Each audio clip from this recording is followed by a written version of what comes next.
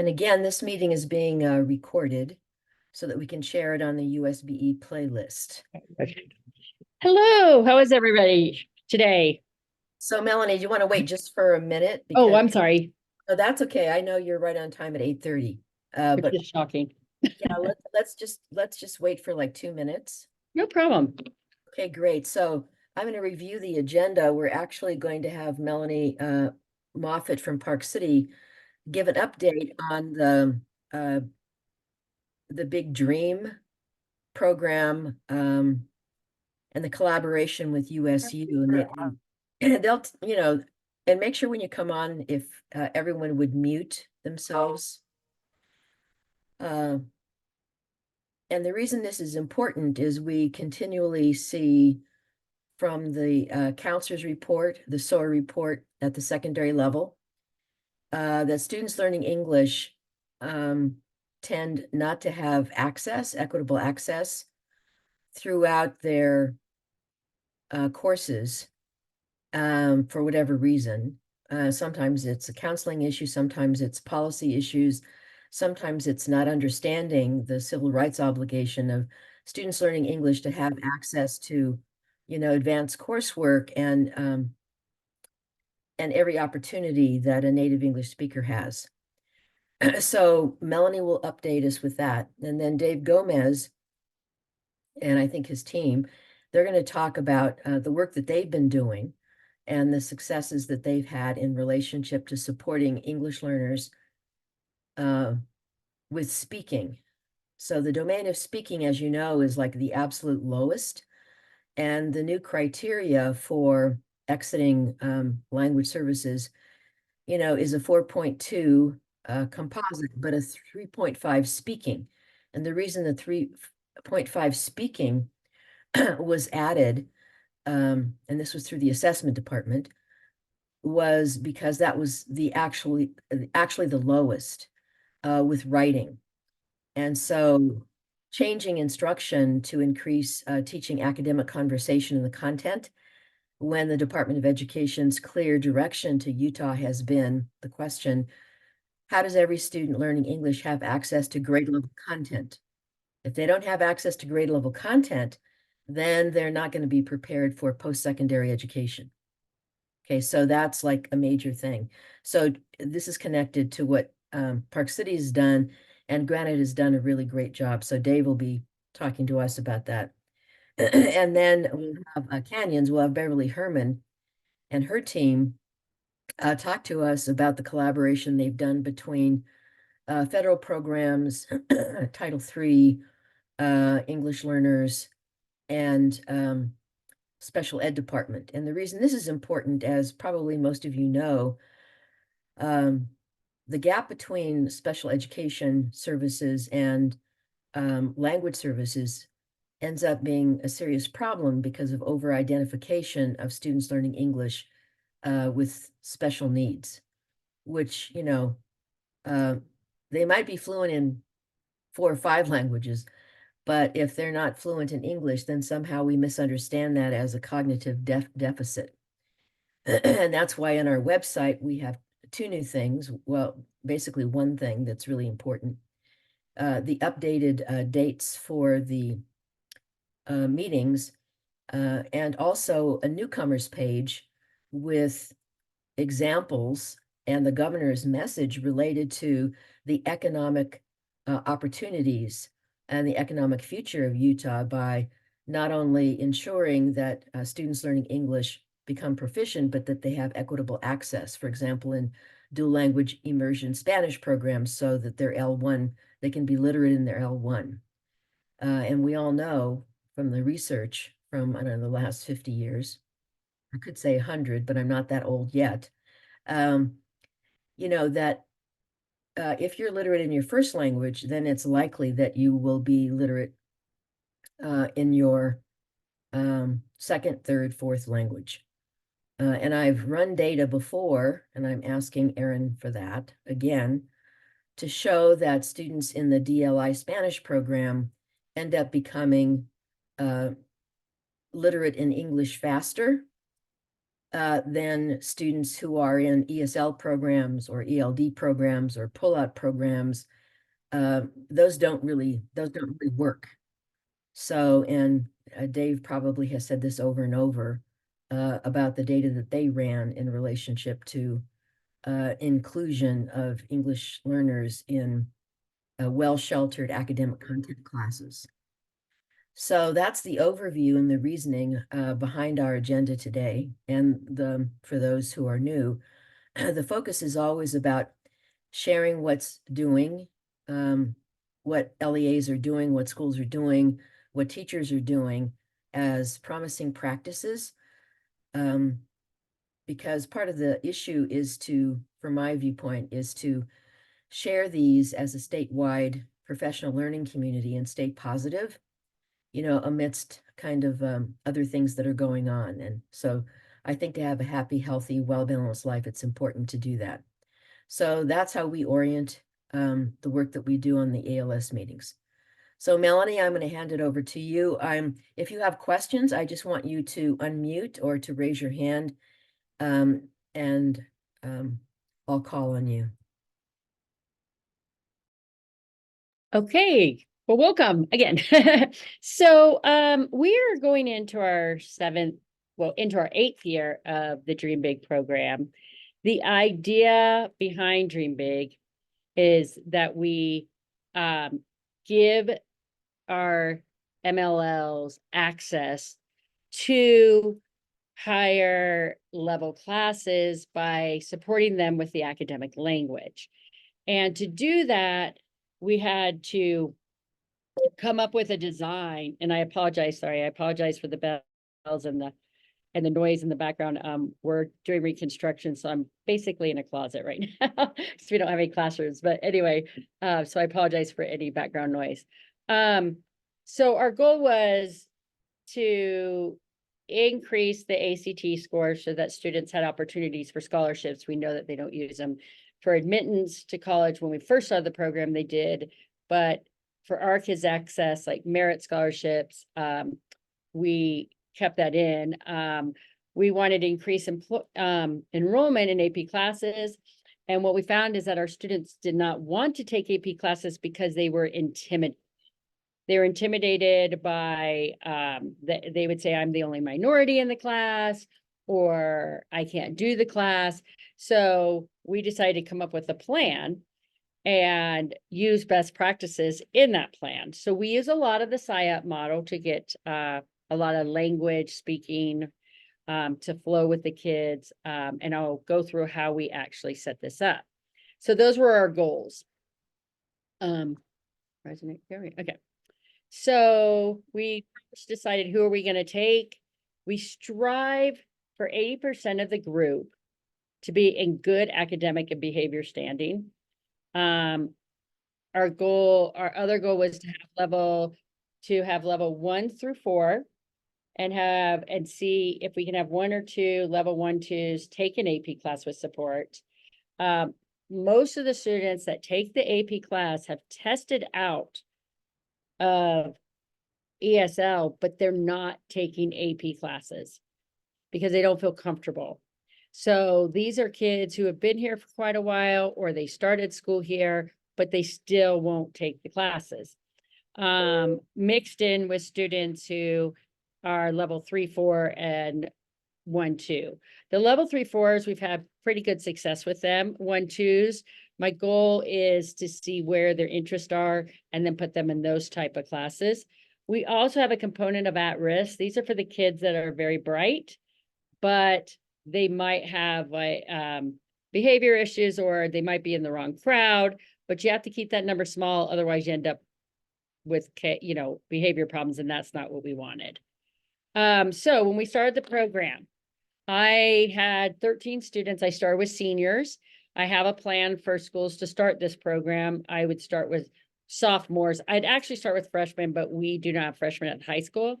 We will be doing realignment in 2026, and we're going to add freshmen to Dream Big. We only had 7 total college credits or CTE credits when I first started for our reduced lunch population in first gen. Those credits were CNA and EMR. So with the first class, we put them in AP, we put them in AP classes, but we gave them support. So I'm just going to show you right here how the program grew. And when it grew, now we have kids that are staying in college. We have kids that have graduated from college. If you look at the total college credits from last year, it's 155, but that is without our Spanish and French dual immersion. I took that out because if your school does not have that and your kids do not have the opportunity to get a minor in Spanish or French before they graduate, it will skew the numbers. Because you could add probably another 100 college credits, maybe 200, and that would skew the numbers. Last year, our Dream Big kids received over 500,000 in scholarships for their first year of college, and some of them had full rides for 4 years. The equivalent of their concurrent enrollment classes totaled $365,000 without the dual immersion credits or the dual language certification.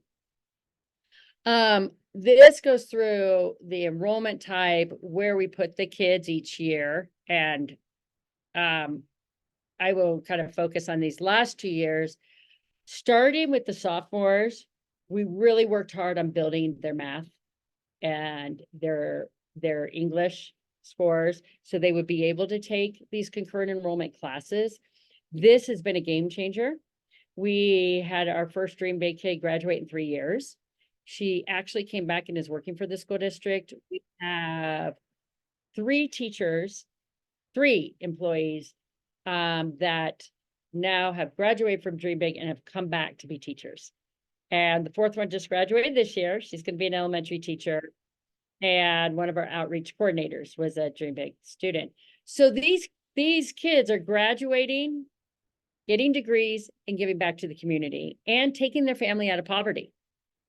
So it's pretty amazing to see the full cycle go through and see what these kids are doing. We have a student that is applying to med school this year. She was in our 2018 class. So we're seeing great progress. With exposing them to academic language, we see the increase in ACT score. I have done ACT prep with kids. I do a little bit with them in the Dream Big class, but the key is the constant exposure, the speaking, the writing, and the access to the AP teachers. That is the key to building their AP scores and their ACT scores. Park City just won an award for exceeding the amount of students taking AP classes that are on free and reduced lunch. We are in the top tier for AP, for numbers of AP students. And they're all pretty much in Dream Big. Okay, so how do we do this? What we do is the kids first come for a month in the summer. So what we do is we have a parent meeting and we express to the parents the importance of academic language.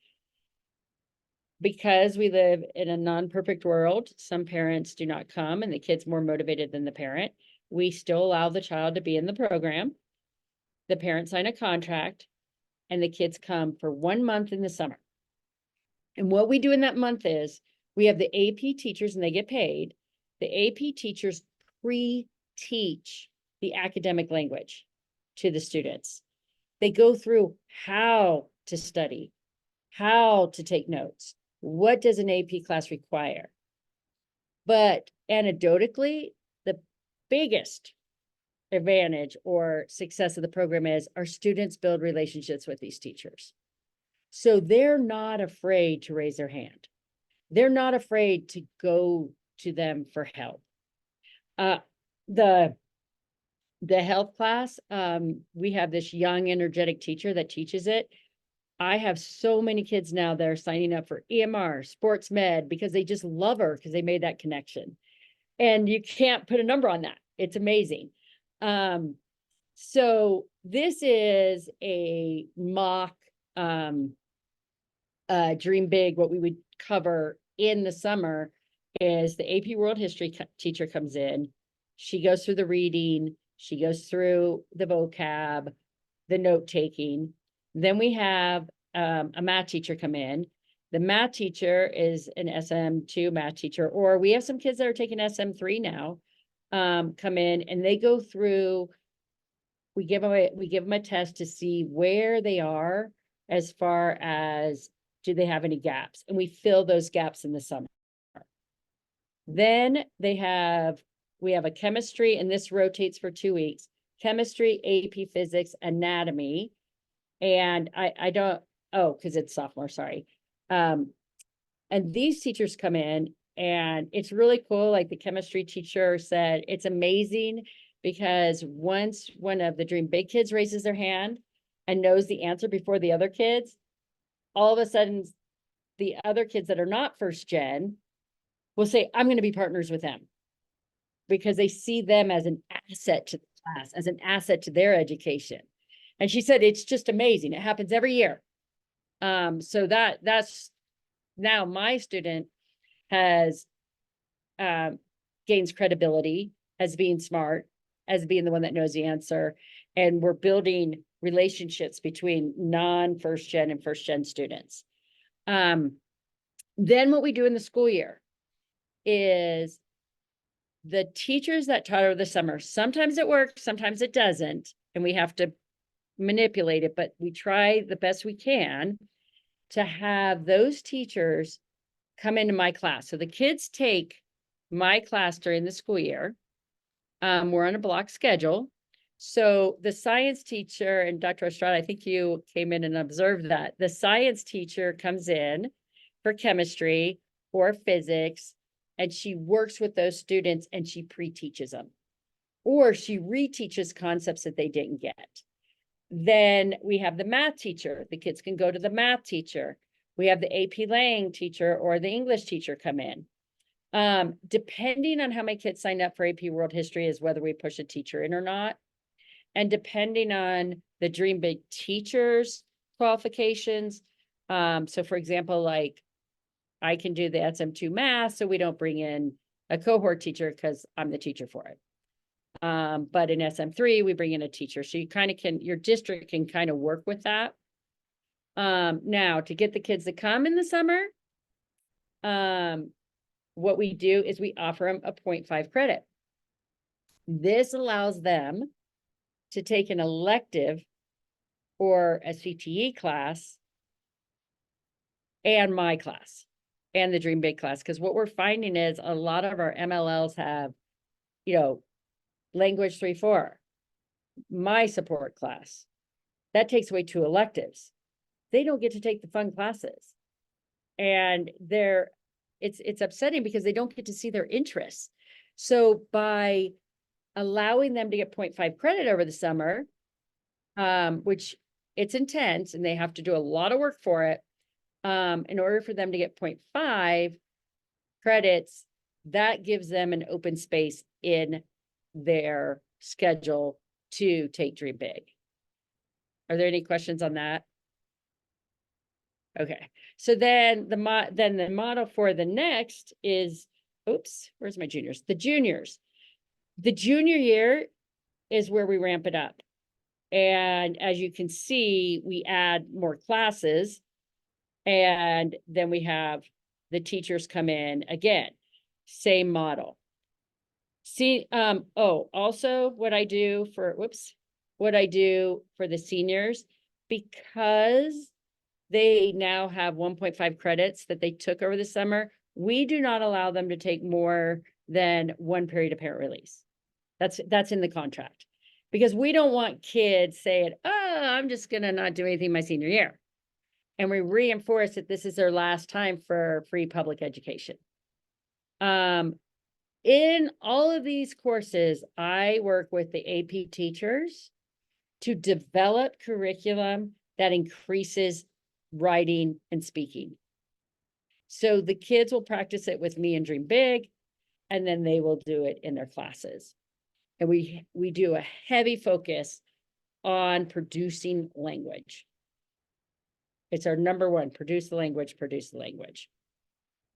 Then after we've had this program, the kids, after they graduate, we have a party after. And I wanted to show this screen because this shows how much the kids like the program and give back. So there are my students, and there were 4 seniors that had graduated from Dream Big. They were in college and they raised money to give a scholarship to a Dream Big student. And they had the kids fill out an application. They interviewed them, and I couldn't believe that they came up with $500 to give a future college student. I mean, it's pretty amazing. We also do college visits, and we do this in conjunction with our counseling office and with the universities. And what we do is we take the kids we try to get them to all the public universities. We do go down to Westminster because we have a good relationship with them. That's the only private school we go to. But what we do is we have the kids see a big university, a small university, MTech. I have 9 kids doing welding their senior year. This is going to get their families out of poverty. So we do, we push for 4-year, but if they're here at trade, trade jobs pay very well. So we have kids doing electrician, kids doing welding, HVAC, nursing. So we do have some kids that are doing 2-year programs. So we go to University of Utah Eastern, because the kids can live on campus and have that experience and get their trade degree. We go to Snow College. They have the same program where they can live on campus, get the radiology tech degree. We go to Utah State Logan, the U. We go down to Utah Tech and SUU. But we rotate them because it gets very expensive. So we rotate them every 3 years to do the big trips down south. So we only do those every 3 years. I like to share this because this came from a senior, and this is very interesting. But the senior she is talking about in this email she sent to me, this is her experience in college. These 4 girls were in all education. They were, oh, hey, we're just going to get you through. They were not on the trajectory of going to college. And this is a email that I received from one of them, talking about their experience. So we're taking the kids that don't feel like they have a chance and giving them a chance. So it's pretty amazing that these kids joined the program and were able to excel to the point of going to college. Are there any questions? So please feel free to, unmute yourself. I'm not really monitoring the chat, and then ask any kind of questions. Melanie, I have a question. And by the way, I love everything about this. We are starting our first Dream Big. We're not going to call it that because you guys have the thing, but in reality, it really should be called Reality Big because it's not a dream anymore. You guys have made this so awesome for kids. But my question is, can you tell us a little bit about your connection with the college? Because I believe you guys use Utah State, I think. Is there connections? How do you get that connection? We're going to start with the help of Ashley, one of our specialists here, our first class this summer at Taylorsville High with only about 30 kids, but we're well behind you guys, but just that idea is just so awesome. And thank you so much for sharing your expertise with our team because it's just made a big difference for us, but can you tell us a little bit about that college connection? Yes, and Ashley's amazing. She came in and we spoke, and she came in and observed. We've had many schools coming in and observing. So I'm so excited, David. You're at Parley's, right? Parley's Park? Were you a principal there? Yes, I was Yes. at Parley's Park, and I'm sure some of the kids that were there are in this program, which is so exciting for me, right? Yeah, it's really exciting. And the grow your own concept is just phenomenal. I don't know why we've drug our feet in education for so long. But anyway, yes, I was there. So my connection with Utah State was when I decided to start the program. They have a great education department. So I spoke to their dean and I laid out a plan and asked them if they would give us a grant to start the program. And the dean was behind this, and now Logan School District's using it. So I know it's awesome. So and Logan's doing, because they are right next to the college, they're using college students to help in the classroom, which is great because then kids see other kids that look like them, that have had the same experience as them in college. And that's been a great connection for those kids to see that. I mean, obviously Park City isn't by a college, so we can't do that. But what I did was I went to them and got a grant, and they gave me a grant for they gave me a grant for 7 years. Our grant is coming up again. And basically that covered the cost of the first few years of the teacher salaries in the summer.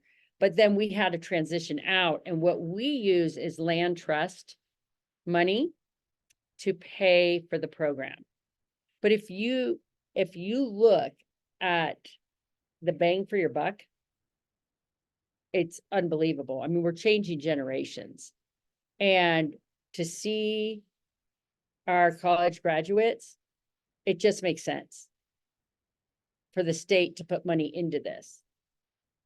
And David, I talked to Taylorsville High and said that I would chat with Utah State to see if you guys could join us on our trip to Utah State this summer.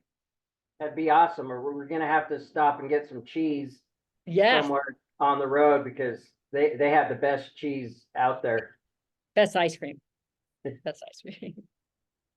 So any other questions? I have a question. Sure.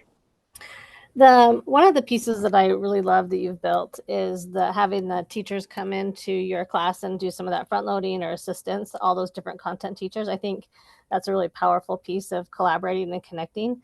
Do you have any advice or tips on how did you build a schedule that allowed for that to occur? Or is there, like, how do you make that happen logistically?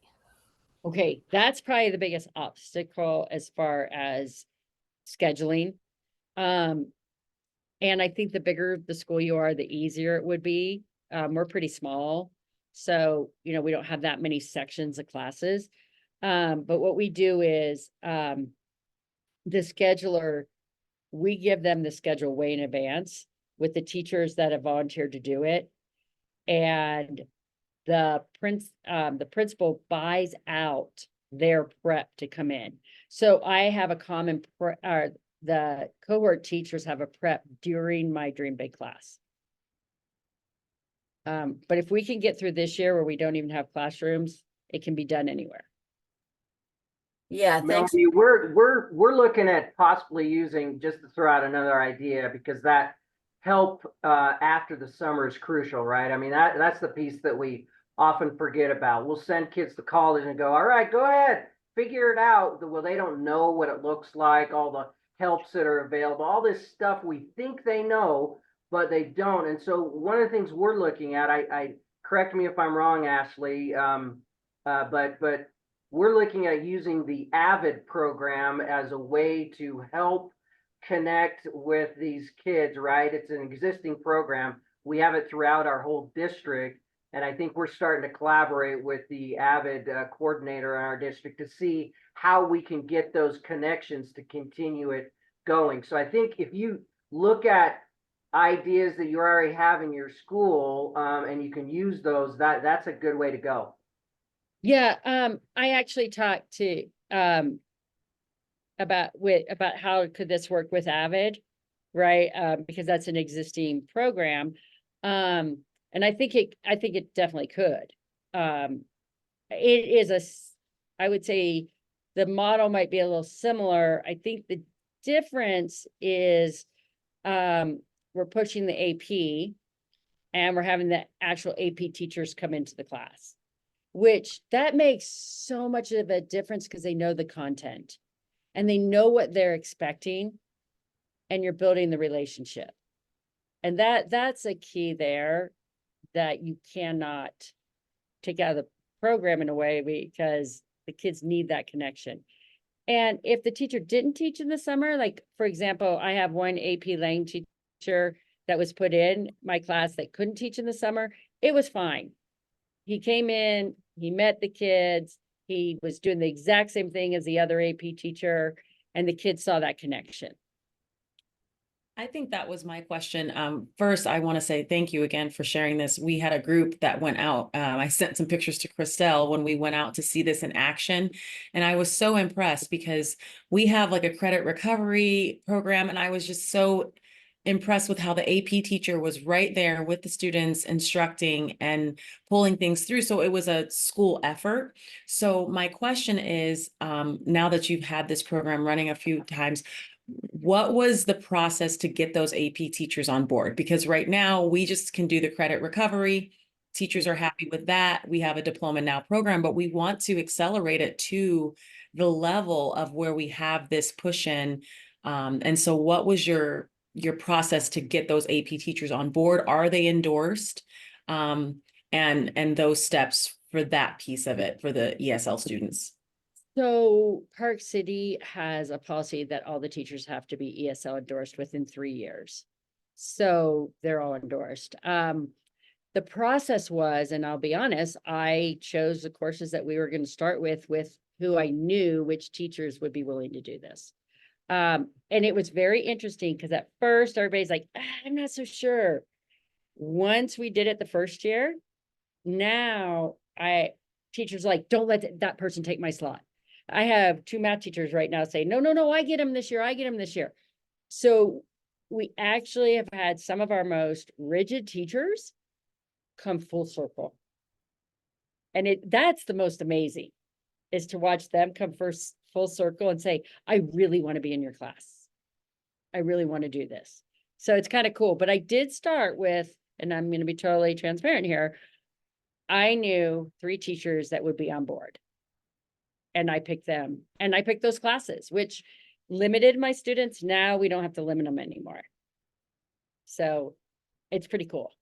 But I think it also comes down to pay, right? You got to pay them for their expertise. And I think beyond this, Melanie, is what you've created is advocacy in places in schools where they are not normally going to have advocates, right? You're talking about AP teachers. Now the conversation in the I was going to say locker room, but no other words come into my mind. But now the conversation in the locker room is, hey, these kids are really smart. They're in my AP class over the summer, and now they're blah blah. And these teachers are hearing it, and now they get a new view of MLs. I just think it's brilliant. We're excited, and Ashley's doing a great job on our team and others, and so thank you.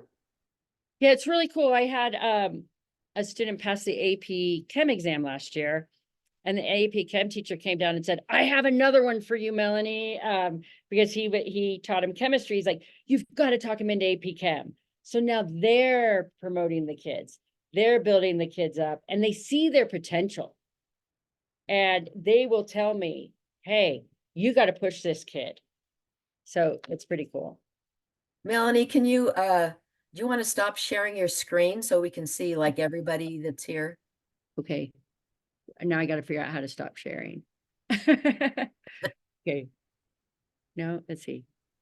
I do have a quick question while you do that. So with these students, have they that are in the AP classes, they haven't tested out of the WIDA yet or anything, right? Or are they on monitor status, or how do they on average kind of stand? Most are on monitor monitor status or 3/4s. Okay. Do that, Krisha. I'm trying to, oh, stop share. How about that? Yeah, so, you know, I actually visited the chemistry class, which I loved. And there was a girl in the back who was taking these amazing notes in chemistry. And she came up to me and she said, "Look how I'm learning chemistry." And she showed me what she was doing. You know, and I know that TimpView has gone out and in their Avid program, they're adjusting lots of things. You know, there are many high schools. And the reason this is important is addressing the issue of working with counselors to better support students learning English and having equitable access. This is one of the key components of being on the national standards, as Dave says, about being an advocate and raising the bar. We actually had a state meeting with several districts that came in with West Ed, but the new Office of English Language, so OELA, the Office of English Language Acquisition from the Department of Education, and this was yesterday. And one of the things that they said in relationship to, and I'm working with Carl on this so we can get moving, is, you know, when students are literate in their first language, Spanish or whatever it happens to be, and I said this so many times, you know, the issue is not the WIDA score. The issue is actually, you know, their knowledge and their passion.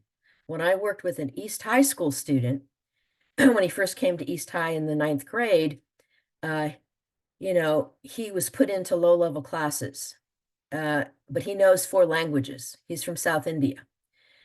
You know, so his cognitive abilities are huge. It just so happens that they're not fluent in academic English. So a science teacher, you know, intervened with a counselor and said, by the way, he was never given a WIDA test in the first place. I think the registrar just kind of looked at him. And so then what ended up happening, no offense to anybody, but what I'm saying is I'm just relating, you know, the barriers that happen based on certain assumptions. And so, you know, the thing that's interesting about that is a teacher intervened, an AP science teacher, and said, you know, he's in the ESL, he's in this low level, like earth science class, and he should be in biology or in honors biology. And so now the student, and I did independent study with him, work with him, know him really well, explained what WIDA was and how it could be a barrier. He was just accepted as a senior. And so he ended up taking, and he had to almost beg to take AP classes, even though he was recommended for them. And now he's been accepted to the Honors College at the University of Utah with a major in computer science and mathematics and a minor in astrophysics.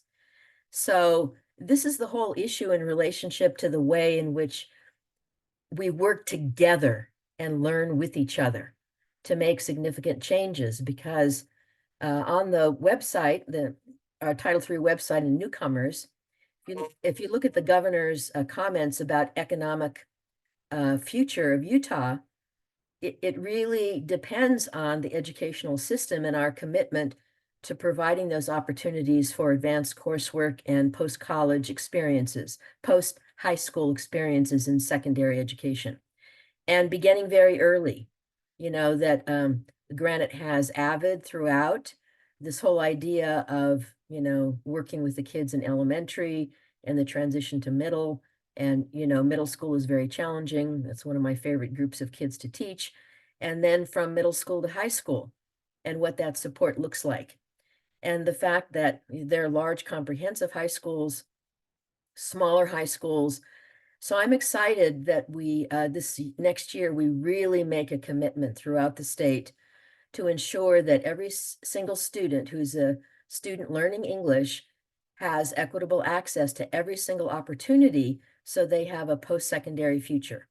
So that's kind of my 2 cents worth.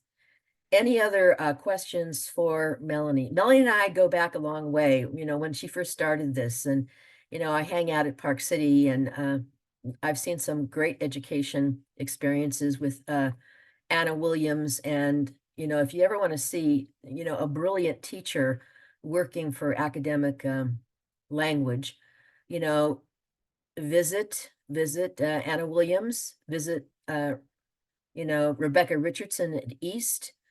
There are these really incredible teachers, at the secondary level, which ends up being, challenging for students.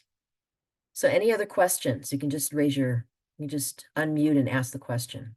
I forgot to add this, that we applied for a grant to build an electric car over the summer, which is so cool. But we got the grant, but the cars are on back order. So now we're looking into electric boats. But the kids have all signed up for that and they're very excited. And that's going to help them with STEM. And I forgot to add that we're adding that to Dream Big as soon as we can get the material. Yeah, that's great. Maybe one of these days, in one of our sessions, we could have Abby talk to us. So do you want to say something about Abby Abelardo? And this is the other thing about teachers coming back to the, students being transitioned and back and coming in and teaching at the high school. And Abby is one of my good friends. We went out to lunch together with Momi from Timpview. He's amazing. Now he has gone to South Summit and he's starting Dream Big there. Which is just amazing. He was a first gen student and not motivated, felt like people just said, oh, just go into this class. He ended up graduating for Utah State with a teaching degree and came back and worked at junior high level. And now he is at South Summit and he called me and said, I really want to bring Dream Big here. We got to do it. And so we're working together. So it's really cool. Make sure you tell him hello for me. I remember when I first met him, at Park City. I can't remember what year he was in. And then I can't remember if it was a content class we met, and I interviewed him, and then we had lunch together. And then he said to me, well, I'm going to speak to the Logan School Board about Big Dream. So he said, tell me how can I do this? And so then, we just kind of talked about his approach to the Logan School Board. So now that he's in Summit, I love it. So Yep, thanks. and he got Logan to do it. So Well, and when I was watching this and seeing it in play at Park City and then thinking about how it would fit within Jordan and how to do it, because it's, even though it's two different sizes of school districts, it's possible. I had tapped into a program that had kind of fallen off in Jordan district, but used to be part of the teacher recruitment scholars through Salt Lake Community College. So I reached out to the partnership. James Yappius at Salt Lake City School District is one of the ones that does it. And I saw that there's a consortium of districts a part of this to get recipients to Salt Lake Community College to receive this scholarship. So I've been talking with our foundation of how can we, funnel that to where this affects our ML students more, and we recruit our students to do what you're doing with the Dream Big students and coming back. But how can we ensure that we send out our multilingual learners to go to Salt Lake Community College, get the degree, and then have this promise of returning back to work in Jordan School District? So we've been kind of shifting it, and the foundation was happy because they felt like they were throwing money to the wind and then never seeing the students return back. And they didn't see, a return on that donation. So for those school districts, in the front of Wasatch Front, I can put that email in there, and they're having a program dinner May 9th that I'm going to be going to kind of wrap my head around how it works, how they recruit, working with the counselors to kind of start that here. Focusing on our MLs, but any student in Jordan that wants to be a teacher, but kind of getting it to kind of grow our own in that way. So do you want me to tell you when Salt Lake started that? Yes. It was when I was the director of professional development 25 years ago.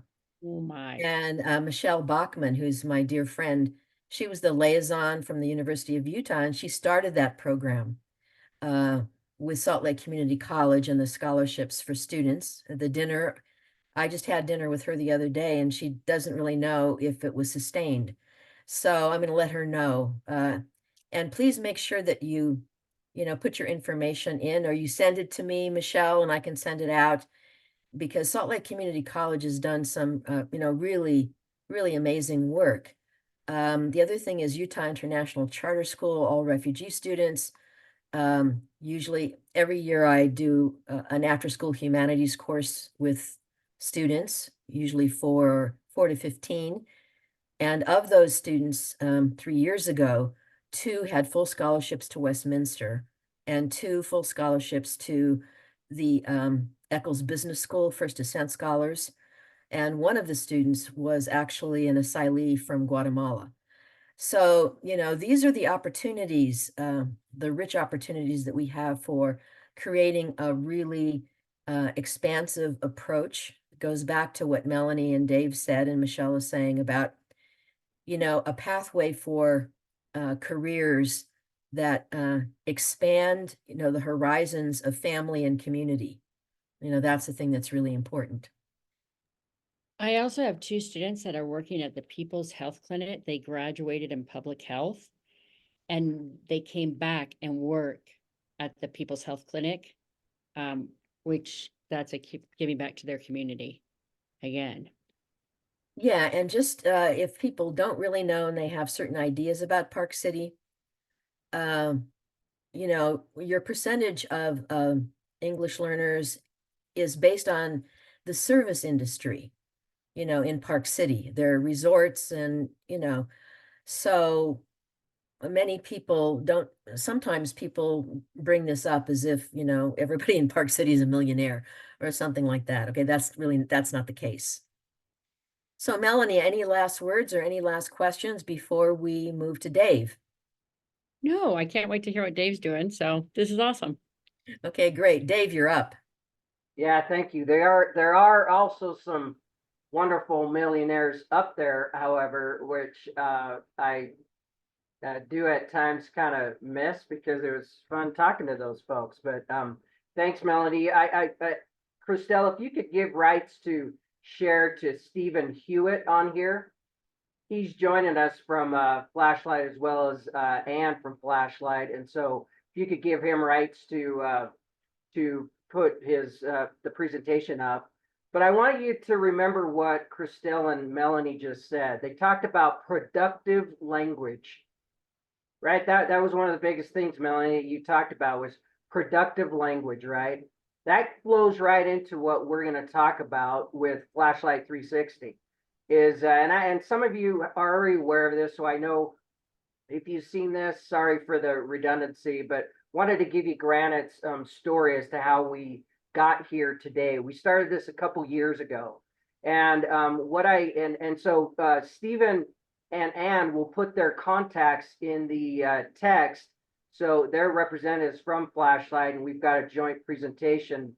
But let me tell you how we came about doing this. Like Christelle said, is our lowest is in speaking, right? WIDA throughout the district, and it's certainly here in Granite School District.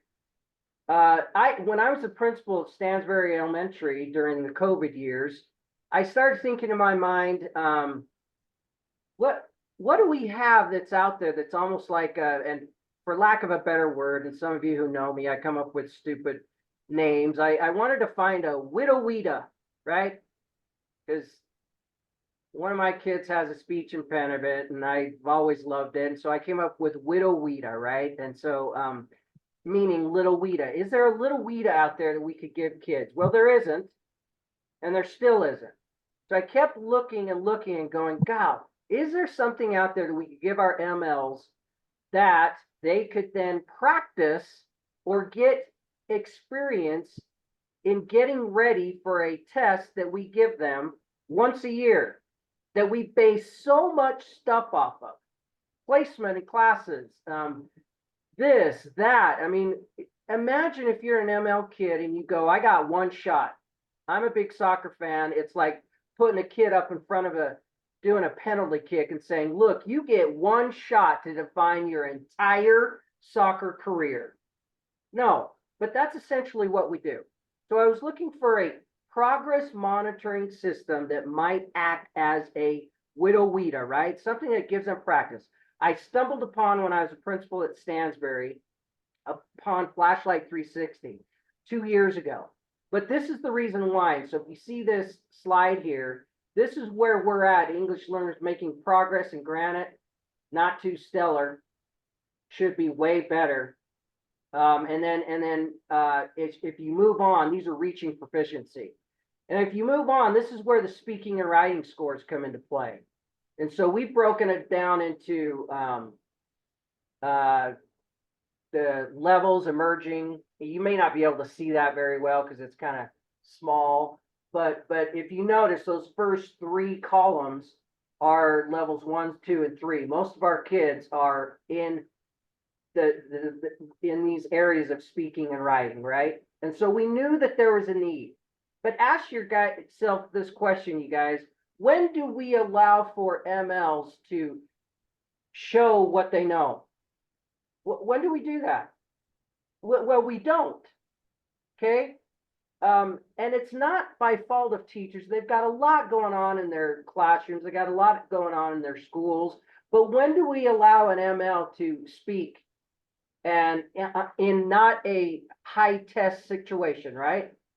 Okay. Now they do this all the time, right? My daughter's always on her freaking phone doing this number, taking pictures and this, and then they got to do the video here and there. They're doing that all the time. Why couldn't we bring that into the educational system? Well, we did. So Flashlight approached me at Stansbury, and we had a dual language teacher. Because again, people, I think, were thinking English only. No, this will work. Productive language happens in any language, as my friend Ellie knows time and time again. Is we got to let these kids talk. We got to let them practice in a non-threatening manner, right? Well, this is where Flashlight came in for me. 2021, we did a pilot. We purchased 4 campuses, right? But I'd used this at Stansbury before with the dual language Spanish side and an English side. Okay, basically, we're going to show you the product, but I want to kind of tell you how we got there, right? When I then got into the district office, I purchased just a pilot program, and if your purchasing department is as hard as ours, that was a feat in and of itself, right? I'm still, wondering how did we get that to happen, but we did. Okay, well, Westlake took this and they did this with their kids, giving them practice, remember, in speaking and in writing, okay? They're convinced, now I say them because this is not going to meet probably Christelle's rigorous research. I'm being funny with that, Christelle, but this was Westlake putting kids onto Flashlight a few months before WIDA testing occurred, and they're convinced that they saw a change in these kids. They made their own comparisons. They looked at the WIDA scores, looked at kids who were on Flashlight, and we listed a little video that they put together that's here that we're not going to show you. You can access it another time. Okay, but they're convinced that these kids that had practice, time to practice, right, on Flashlight, speaking productive language and writing, they're convinced that those kids increased WIDA, which they did, and they think it's because of Flashlight 360. I know that Flashlight is a progress monitoring. It's a little piece, right? There was a lot of other things that were going on in the building. Great teaching, great support, the kid themselves, right? But they're convinced that this is, and that story is there. Well, in 2022, we then purchased it for 7,500 students. I guess the district was like, okay, we can trust this guy. He's not going to be buying, a hot tub for his office, which I still have in, and I can't imagine why they're not giving that to me. But that's another story. So we got it for 7,500 students, okay? At that point, we started to see a big change in what we're seeing throughout our district. And because of that, John Hopkins came in and did a study on the impact of Flashlight on our district last year. This was when we weren't using it that much.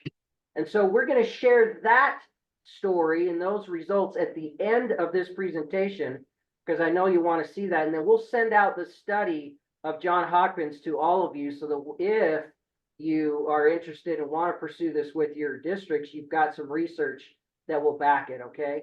Then the last thing that's purchased in 2023, we now went full district. We incorporated beginning of the year, middle of the year, end of the year using flashlight. But what I'm telling folks now is that you got to be sending this, using this as a, what do our kids know, as a progress monitoring, right? And so quick deal, Melanie.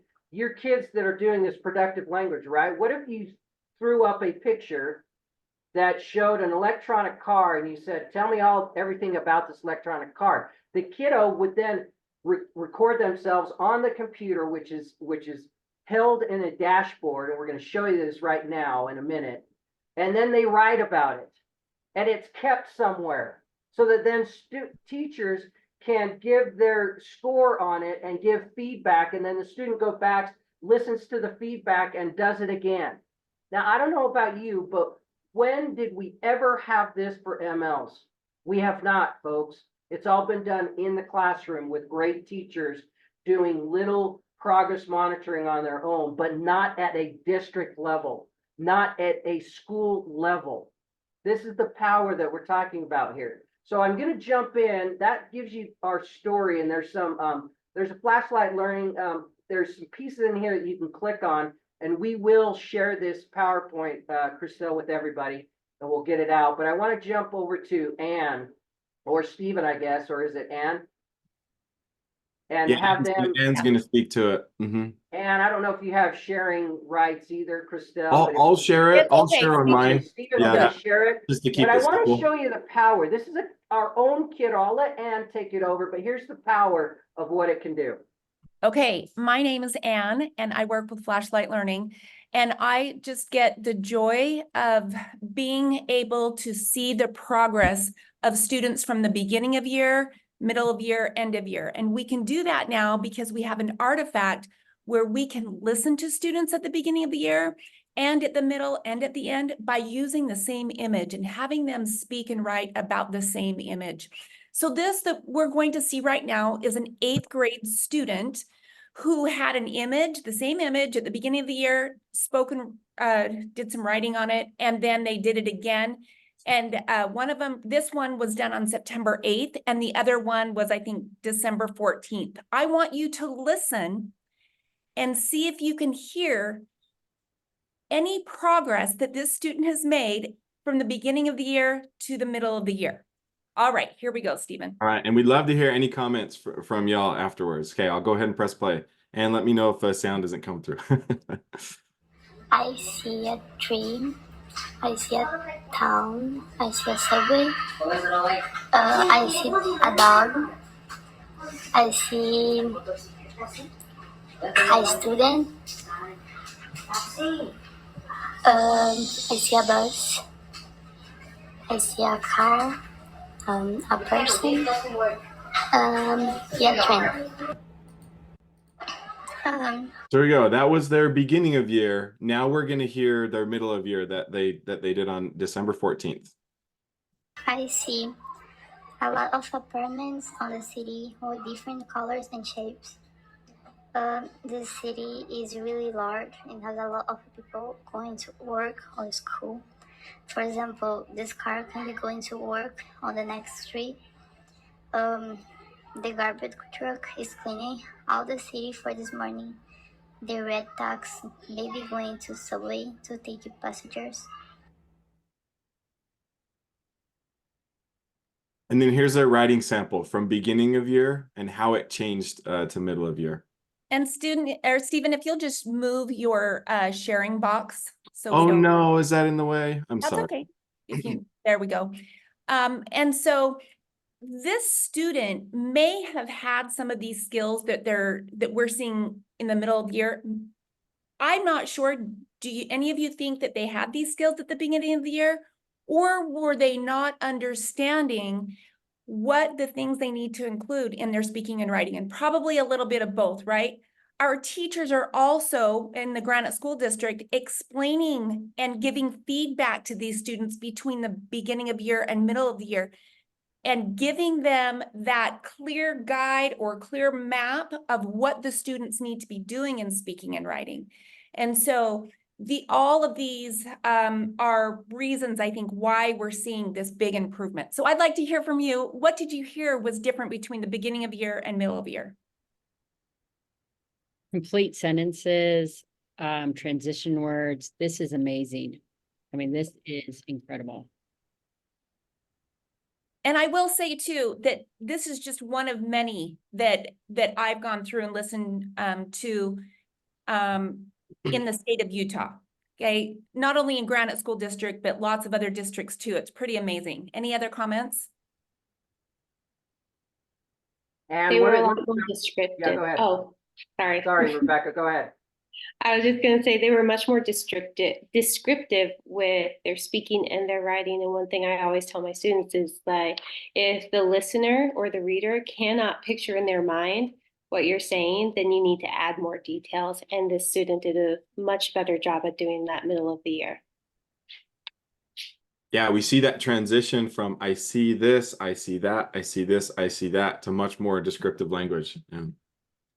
Well, and Stephen's going to show you what that looks like, because we just wanted to show you the product, right? The outcome of the product. Now, the question that I want to ask everybody too is, do you think this student's going to do better on the WIDA test when it came up in January? Possibly. I mean, it's not a guarantee, right?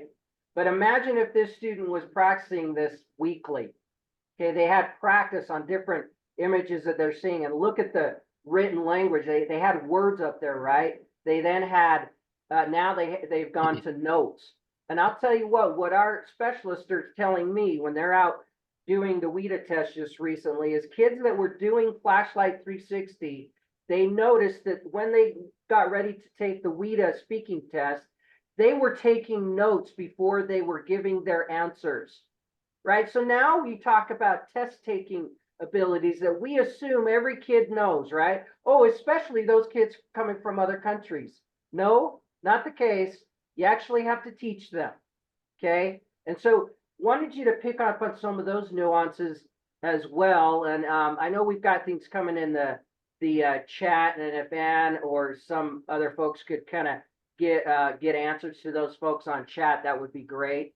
But I want Stephen to kind of take a minute and walk you through the product, and then it's gonna be very quick because I want him to show you exactly, because one of the things is, what is the time commitment is what Lindsay brought up. Well, we're going to show you that right now, and then we'll end with the research study from Johns Hopkins, and then open it up to questions. So, Stephen, if you want to launch into that piece.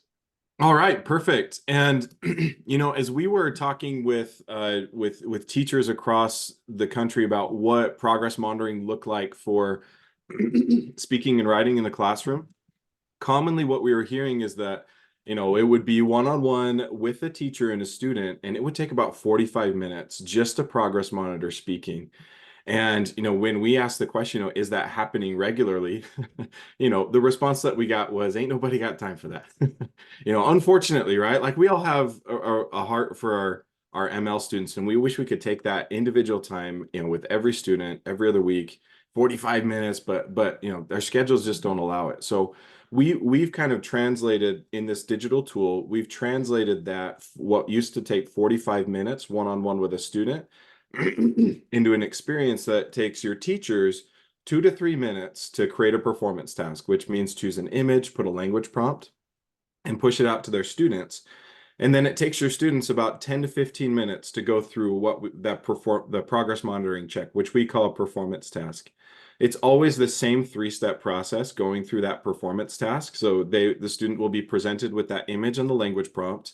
They'll label everything that they see in the image. Secondly, they'll record themselves speaking to the language prompt. And then third, they can submit a written response to that language prompt. So, and so we've kind of taken that, what used to take 45 minutes, 2 to 3 minutes for a teacher to push one out, 10 to 15 minutes for students to complete that asynchronously. And I heard that there was a question. I can't see the chat, so I think that Ann is going to be responding to those questions. But yes, I heard the kind of implementation dosage, like how many times to use it. We're very familiar with many tools for MLs out there that it's like 60 to 100 minutes a week to get the impact. This is in nowhere in the ballpark of that. Like we see huge growth and gains through kind of this model. Beginning, middle, and end of year, administer, Flashlight 360 performance task with your students. Takes 15 minutes each time. And then in addition to that, we generally recommend 1 to 2 progress monitoring checks a month. Some of those can be just practice, some of those can be feedback as well. But just to kind of give a little bit of an idea of what that recommended dosage looks like. But Stephen, if I Dave, can jump anything to in, add on that? yeah, Stephen, if I can jump in here real quick, and then Please. we can move on. Is folks, this is not a plug and play like I'm hearing from our schools. Is what do you have? What curriculum do you have? What product that you have that I can plug my ML student into? I can walk away and miraculously they'll learn English. Yeah, it's not going to happen. I mean, I'm going to tell you, there was another product where you're using, and I did not buy a district license for that other product, and teachers were expecting that Flashlight was going to take the place of that other product. No, this is a progress monitoring product, right? But there's a lot of teaching that has to be done by the professionals, teachers, aides, others in the building. And that's what I love about this. It's getting us back to the concept of us teachers. We do know what to do. We are capable. We can do it. And now when they start to see the progress monitoring, and in our district, we do a PBL concept, a proficiency based learning, right? And so what better way to see if a particular ML student or any student really has learned a concept, unless we have something like this that we can then push out to them. So we're now looking at using it as a PBL option, almost like the check-ins, that we used to do as teachers, that teachers still do. This could be a way of finding out if a student mastered a concept or not. And so I want you to make sure and be aware that it's a progress monitoring piece, right? It's not going to teach kids English. So anyway, keep going, Stephen. No, yeah, thanks for that added context. Our theory of action is we honor teachers as the most important asset in the classroom. Like we're not at all trying to, replace teachers. We are trying to empower teachers with the just-in-time data throughout the school year so that they know exactly, what instruction to provide their students, as well as, provide students with opportunities to practice the language that they're acquiring in the classroom. It's tied to the content that they're learning. So you'll see that as we go through this. So just to kind of like begin with the end in mind, this is the data that's available to your teachers from a high level, and then I will walk through what it looks like to assign a performance task as a teacher, and then also what it looks like to complete a performance task as a student. So, beginning with the end in mind, so this is your data that's available to your teacher. So speaking, I can scroll down, I can see my writing. And what you're looking at right here is a reflection of where my students are at right now in the school year. This is not, how they scored on WIDA, which was taken a year ago at this point. And this is right now where my students are at. And then, one of the challenges we were trying to address is the data that we get back from WIDA, we're going to get 1 speaking score, we're going to get 1 writing score. And the challenge with that is, I don't exactly know what my students need based off of that 1 single score. We call it the black box of speaking. We've broken out that black box of speaking into these 5 indicators over here: grammar, fluency, vocabulary, pronunciation, and interpretation. And one of the big reasons for doing that is, many times we'll find that teachers are focusing on something like pronunciation with our students, maybe even our long-term English learners, where we're going to get much more bang for our buck if we're focusing on something like grammar or academic vocabulary. So this allows for us to now have data for all of our students, how they're performing, like what their scores are across these indicators, but then also to know what our teachers are assigning to our students, so we can make sure that the needs of our students are matching up with the instruction that we're providing with our students, which is just super powerful in accelerating language development. I think I see a hand. Did I see a hand from Ms. Burton? Yeah, Please. I have a quick question. So when you're talking about the teachers making the assignments and doing these progress monitoring, are you talking about MLL teachers or the homeroom teachers? And how do we, and you talk about them, the teachers going back and like reinforcing this teaching. Would this be the role of the MLL teacher or the role of the homeroom teacher? Yeah, great Yeah, Becky, question. Anne or go ahead, Dave. what we're encouraging, right, is we start to get away from it's the EL teacher's responsibility, the ELD classes responsibility, right? That's crap. And sorry that I use that. I know it's being recorded, but we got to stop doing that. I've talked about data we've shown in Granite where those ELD classes and ELL classes in secondary are not working. Why can we not get that through our head? Now, they are working in places where the teacher is a rock star. Where the rock star is, yeah, it's working, but we don't have hundreds of rock stars out there. We have great people who are doing fantastic things, but we got to move away from this. And so we're trying to do school-wide efforts with this, right? And get people other than ELL teachers. We started with those folks, but we're now going into content teachers, right? So Stephen, I want you to jump into the product because we're going short on time, but he's going to show you how this is done. But imagine if you're a science teacher and you just went over a concept, right? That was on water cycle or something.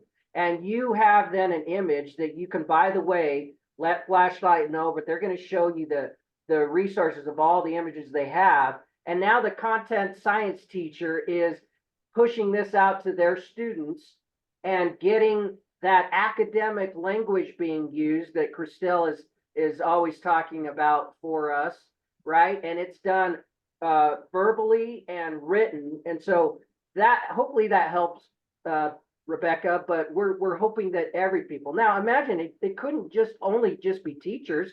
We have aides that are working with kids that are fantastic, phenomenal aides that should be teachers.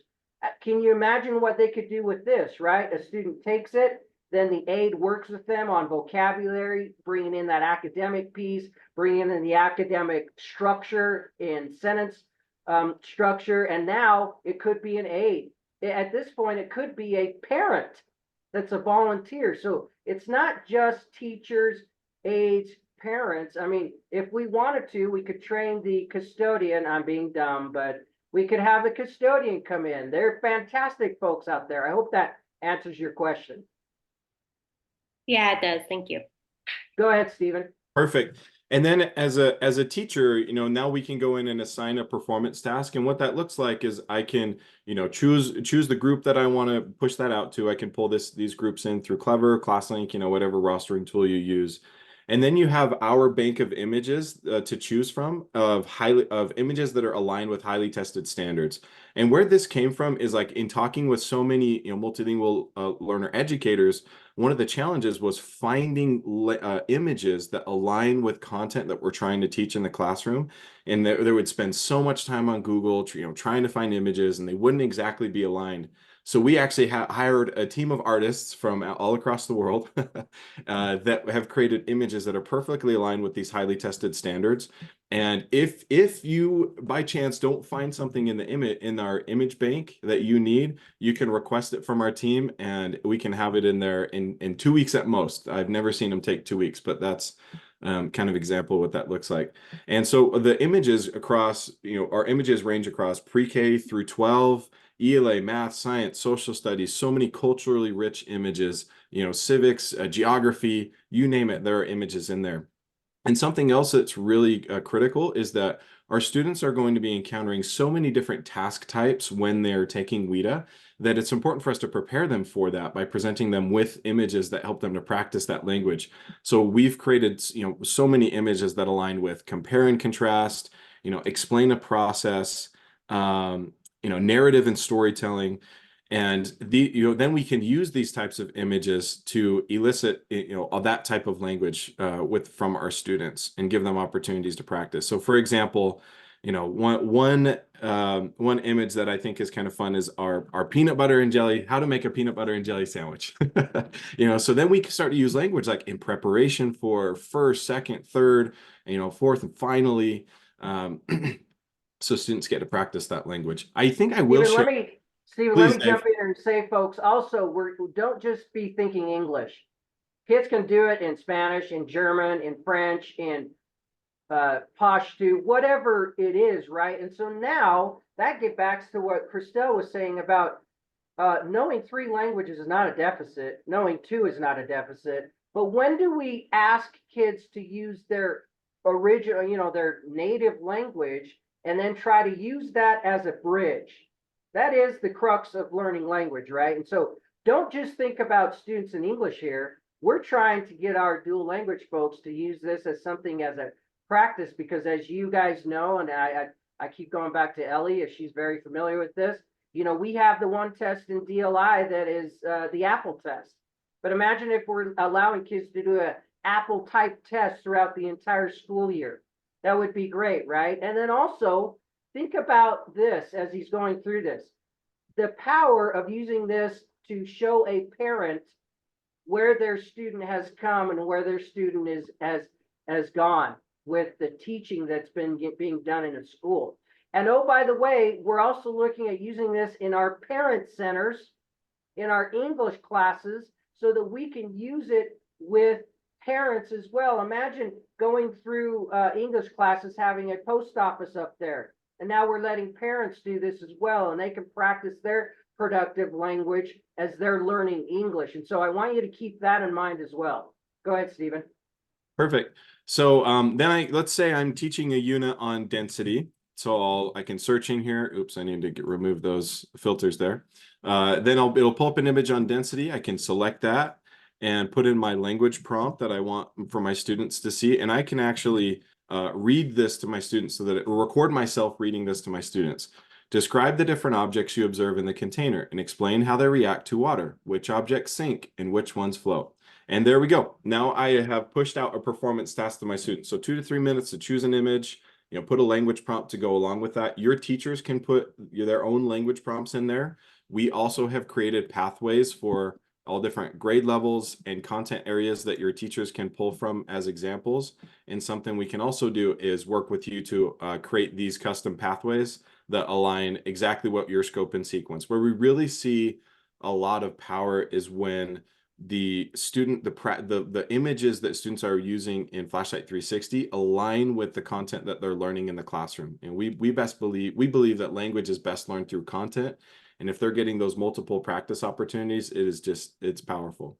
In addition to that, every single image that you see in Flashlight 360, we have created leveled resources for, so that have different levels of scaffolding. So you can see for this image, we have these different resources for your teachers to pull from, which when we show teachers this, we basically get a standing ovation, because so many of our ML teachers are trying to do this work on their own, pulling images and putting it into their own PDF editor and create these printable resources. So this can take a huge lift off of your teachers. And Rebecca, goes back to what you said. Imagine an aide that gets these kind of resources. And now, instead of trying to figure out what the aide is doing with these kids in a small group, now imagine these offline resources that then they can go through. And what does that do? Gets them prepped for the next opportunity to practice, right? To show what you know. It also improves the quality of their collaboration as well. Correct. Yeah. Go ahead, Stephen. Yep. And so now I'm logged in as a student. So you'll get to see what it looks like to complete a performance task. And the very first thing that I see when I log in as a student is feedback from my teacher on my most recent performance task right here. So I can see my written feedback from my teacher. I can click here and listen to the. I noticed that you had great pronunciation. I wonder if you can tell me more about what you. And we can take a step further, and I can click in here and see how I scored across all the different indicators. And we see students kind of taking charge of their own learning journey by getting that score and then seeing, okay, here's my next area of improvement. I can click here in my backpack and see all of my performance tasks, listen to them throughout the school year, and then I can see a snapshot of my progress. We have a lot of teachers using this for parent conferences and even some districts for compliance purposes. So I'll go back to my dashboard. I can see this is that performance task that we just assigned together. So Now I'm going to go through that performance task, which is a 3-step process. I'm going to be presented with the image. I get to click and label everything that I see. Second, I'll record myself speaking in response to the language prompt. Third, writing in response to the language prompt. And then that's it. That's a performance task. So this would be, beginning, middle, end of year, maybe once or twice a month in addition to that. So, and one additional comment that I'll make before we jump in there is, many of our districts like for their teachers to, provide this score and feedback, written and recorded feedback. We also have a team at Flashlight 360 of teachers that can provide, feedback for your students for written, recorded feedback, scores. It's kind of a scaffold for our teachers into the tool because they get great up-to-date data on their students all throughout the school year. Maybe use our team for beginning, middle, and end of year. Dave, any comments on that? Or yeah, Ann? guys, you're gonna get this if you do anything. What is a teacher obviously going to say, because we have not made things simple for them, really, is I don't have time. I don't have the time, Dave. When am I supposed to score these and give feedback on these? And we don't have time. And that's going to come up over and over. And so we decided to use the scoring folks at Flashlight. But here's what we saw. We saw that then teachers were like, well, wait a minute. I can do this scoring if I do this. And here's the beauty of this, folks. You don't have to do the scoring right when the student's doing it. I mean, there's times throughout the week that sometimes teachers may go, okay, I'm going to crack at this doing scoring for these 2 kids. And then the next day after school, I'm going to do it for three kids, or I'm going to skip every other one. I mean, you got to get creative on how you do this, right? But I will tell you that the scoring and feedback from their teachers, right, is the most powerful thing ever. And so you got to know that, all right, you might get teachers who don't want to do any of this, but I'm going to say this. There are secondary students and even elementary kids that will progress without our help.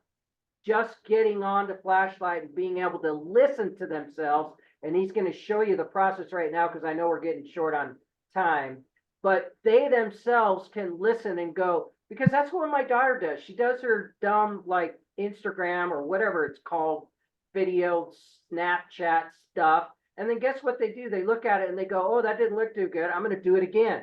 Well, students can do that within this product. And so even if they don't have any help from anybody, they themselves could go, I'm going to do better. I'm going to try this again. I can do it better. And Stephen's going to jump into what that looks like. All right. So I'll click start here. And then I get presented with some quick instructions of what to do on this first step. I can have them read to me if I would like. And the guidance that we generally tell students here is, label everything that you know in English. But if you don't know it in English and you know it in your native language, put it up there as well. We want students to bring their full linguistic repertoire to the table. And this is, brainstorming. This is helping the students build the metacognitive skills of, when I'm presented with an image, what do I see? What's the narrative of what's happening here? So after I've put up everything that I would like to label, I can go on to next. I can go on to my speaking portion. I get reminded of my speaking goal. Up here, I can see my language prompt and have it read to me if I would like. Describe the different objects you observe in the container and explain how they react to water. And then I can click here and record myself responding to that language prompt. Students have up to 3 opportunities to record, and it is incredible to see how students progress from first to second to third recording. So that, kind of introducing self-coaching into the equation. And, as I'm thinking about this, like, we've all had that experience, like where we're working with a student and their proficiency levels, like they're doing pretty great, but then they go and take the WIDA and their score comes back and it's way lower than we would have anticipated. And, in my humble opinion, I think that one of the reasons why that's the case is that in order for students to simply show us what they know, show us what they're capable of on WIDA, they have to have, number one, the familiarity with clicking a button on the computer and recording themselves speaking into it. And then secondly, they have to have the confidence to speak while their peers are listening, right? It's very common that, the first time that we are implementing Flashlight 360 with with some students, they'll say, "Hey, Mr. Steven, can I go out in the hall and record?" You know, which is totally fine. The first, second, even third time. But I just, you know, whenever that happens, I think I'm so grateful that these students are getting this practice now, because what if their first experience having to do that and record in front of their peers was when they go and take the WIDA and they're asking, "Hey, can I go out in the hall?" So this really helps to kind of build that muscle memory, that confidence, that familiarity. And, you know, you've heard me talk a lot about WIDA. I say that because, you know, that's kind of the world that we live in. But our theory of action is we are trying to prepare students to be successful in life. And as I've reflected on this, you know, we want to give them the language to navigate their world. And how many of us nowadays, you know, have had to take an interview that's just digital, where you get a question and you have to click a button and record yourself, you know, responding to that interview question. So I think that these skills are transferable. Stephen, I want to jump in here because we're short on time, but Yep. I want to jump right to the study research if we can and go through that. Leave time for a couple questions, but folks, Fantastic. if you want to see more of it, you know who to contact. Stephen and Ann, they put their contact in here. But what did he just said that's very important that Melanie just talked about? When you go to get a job, what do you have to go and do? Well, you got to write and fill out something, right, to get your name in there. Then you have to go to an interview, and you have to actually have to talk in the interview. And sometimes you got to do a written portion. I had to do that to become a principal. I had to do a written portion of that. We're getting kids ready and exposing them, like Christelle said, and giving them access, right? And visuals and audio, like she said in the chat, are scaffolds. They're one of the best ones to use, right? And so I wanted to keep you aware of that, because I hope we're getting kids ready for down the road when they have to get into the job market and use these skills that we take for granted, I think, that are very powerful in this world that we live in. We're going to jump right to the study. This was John Hopkins came to us and said, "Hey, can we do a study?" We got with them, took it through our research committee here. It got approved, and they essentially went and did this study on last year's, when we really weren't implementing it too much.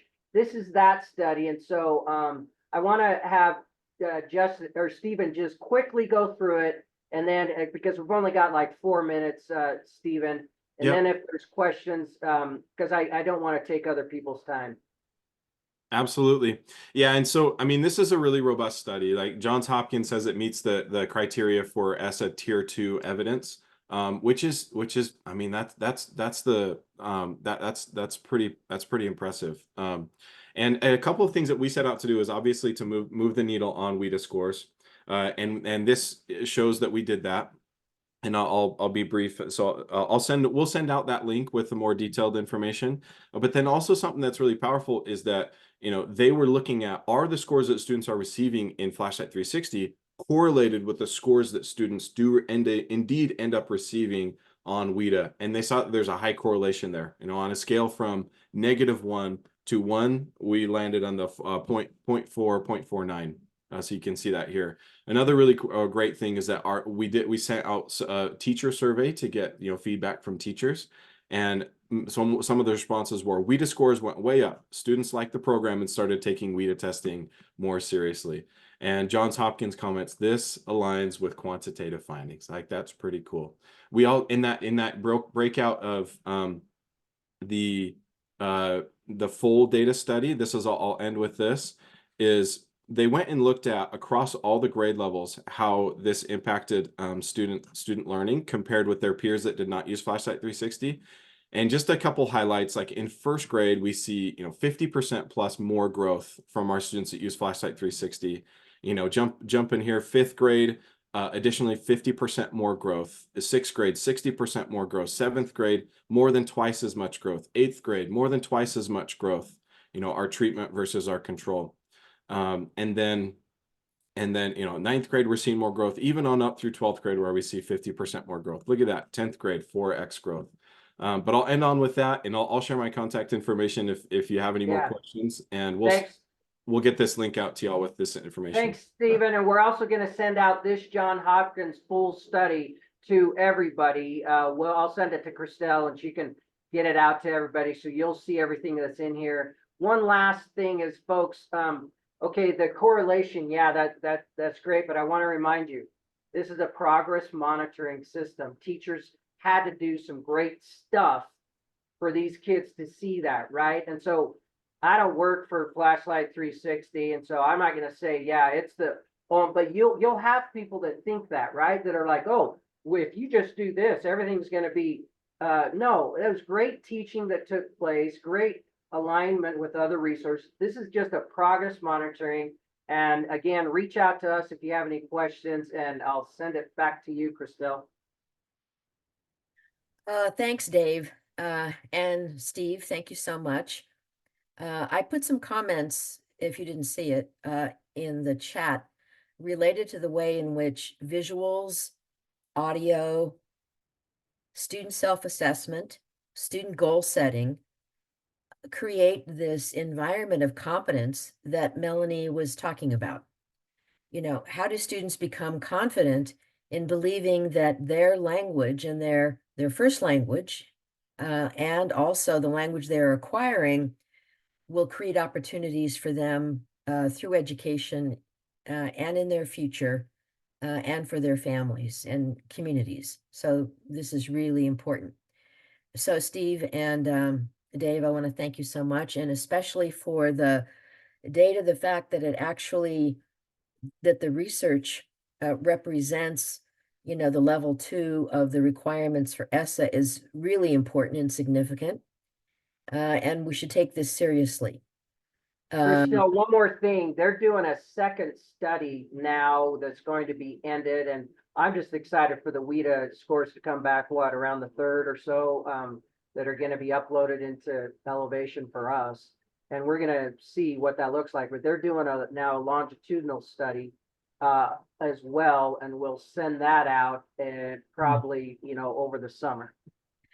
Yeah, let's so when we do not the new you know, in August we always do for, you know, new ALS directors, but maybe we can have a special session that we would really focus on the way in which for me this is a big concern in relationship to counseling and who has access, because oftentimes counselors look at WIDA scores.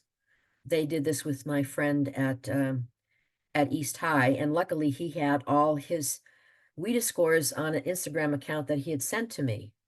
And they were all 6s except for speaking and writing, which were 5s.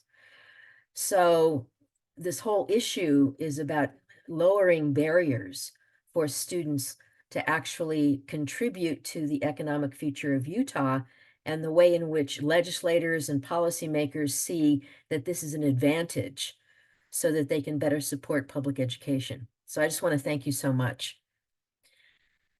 So our next wonderful experience is going to be with Beverly Herman from Canyons, very good friend of mine. If you want to see a brilliant summer school, we have a great example from Park City in their Dream Big. But if you want to see one that is really extraordinary, their summer school for refugee students is really impressive. And the other thing I wanted to say is that the immigrant funds that are 5% of the $6.2 million that come from the federal government have now expanded to 6 districts. You realize that previously, like even 3 years ago, it only went to usually Granite and Alpine.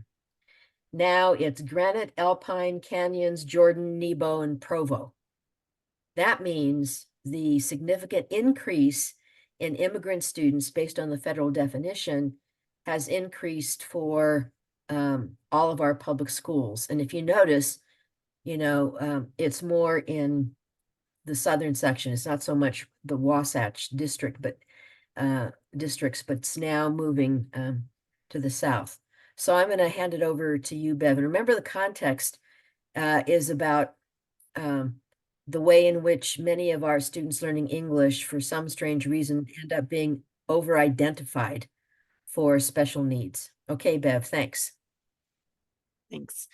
So I'm assuming you can all see my screen. It says you can. correct? Yes, Okay, good. yes. Okay.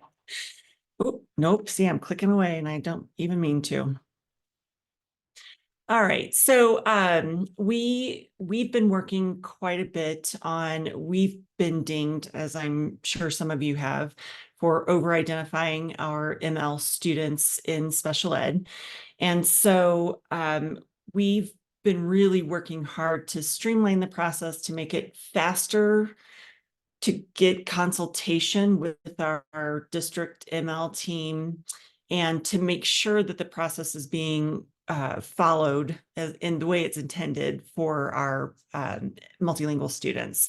Currently, we're at about 11% identified identified multilingual students are also identified as special education.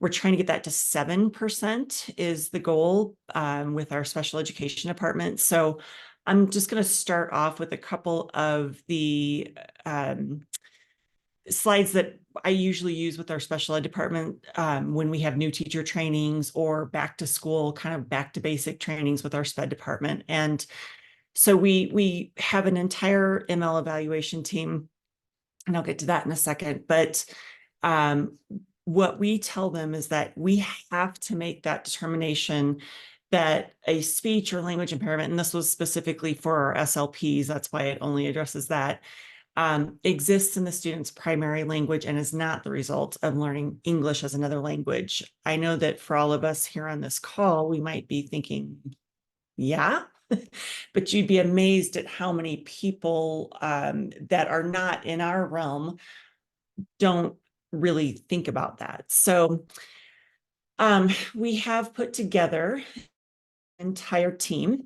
So we, every week, what we call our evaluation team meets. We have myself from federal and state programs. We have the district SLP coordinator, our district school site coordinator, our instructional supports department, a representative from them. That's the core group, but then also we have a bilingual SLP and a bilingual school psych that is part-time, that does or coordinates any other native language assessment for us. So they don't sit in on the review team, but they are part of that.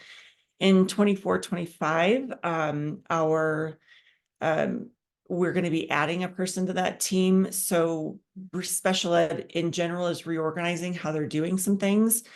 And so they have developed an auditing group.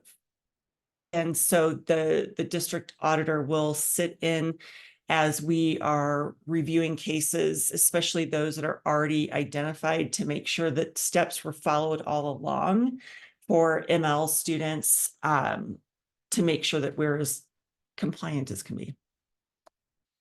Okay, so this is what we start with, and I don't know if anyone else has this, but I think I heard Dave mention about we had to have some mindset shifts, right?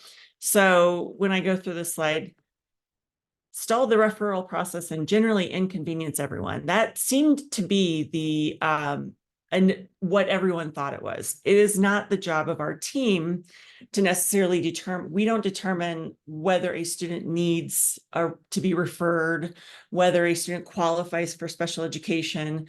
What our purposes are to help school teams gather that information that they will need to appropriately determine eligibility if they pursue a referral, and ensure that language factors are considered and addressed where possible.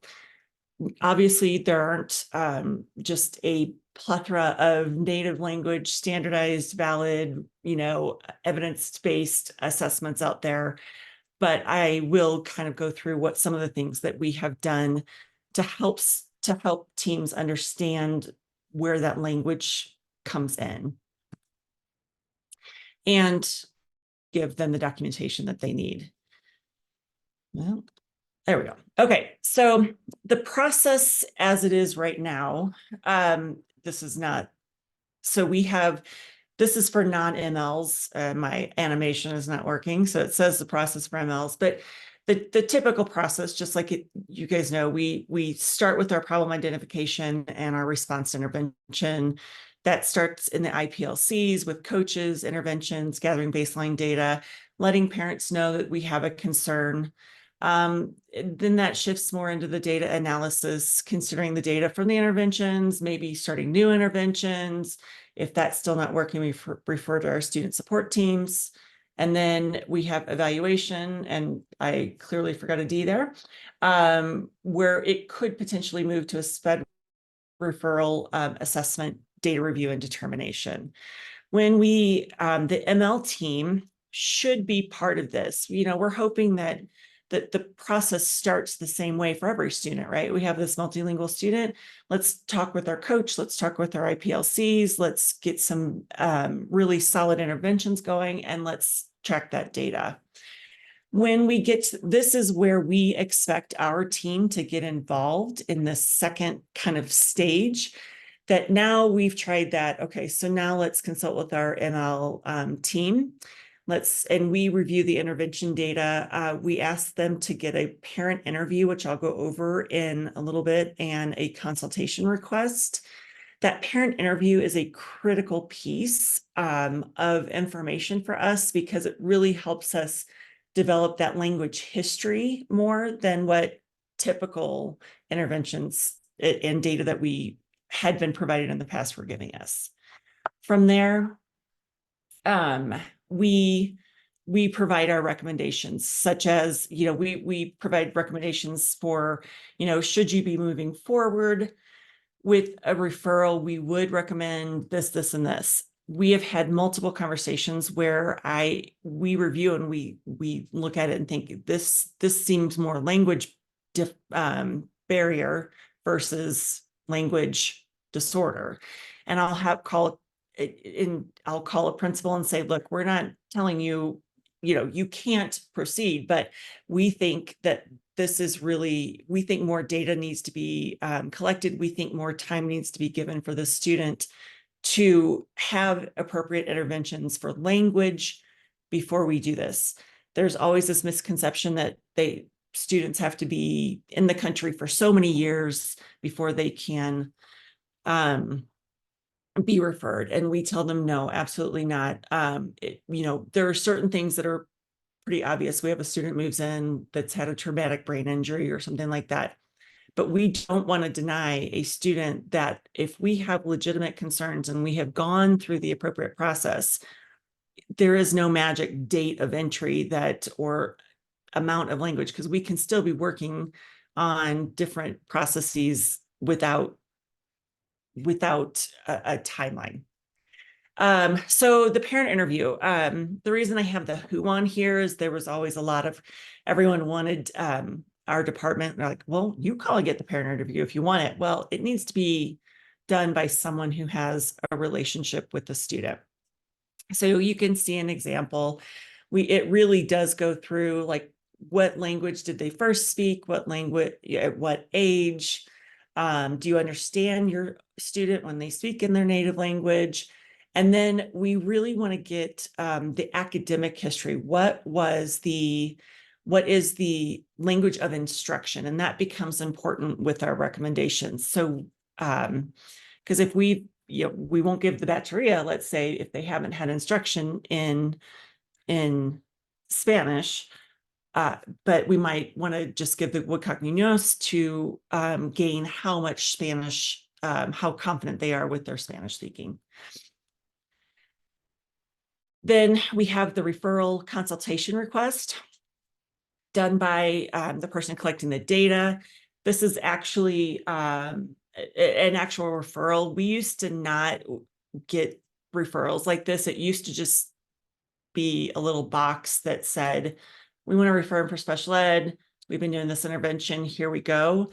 We're starting to get more and more and more very detailed pages and pages of intervention data, notes from the SST teams. You can even see, like, this student was one that we reviewed this week. The student came to the U.S. midway through third. Parents really wanted the student retained in third grade. We held off. That there were multiple conversations between myself, the parent, and the school, well, the team, the parent, and the school administration. And students now in fifth grade, they've really gone through the right process. He he was in a newcomer program. They worked with different people. They added tier 3 intensive interventions last year, and we're still not seeing that gain. Probably, we might have wanted to see this earlier than this week, but that's okay. We also want to make sure that we were getting referrals to evaluate that hadn't done hearing or vision, and we would do some research, and well, they didn't pass their vision. They failed their hearing test. So, we just kind of press pause right there and say, when those things are completed, send those back to us.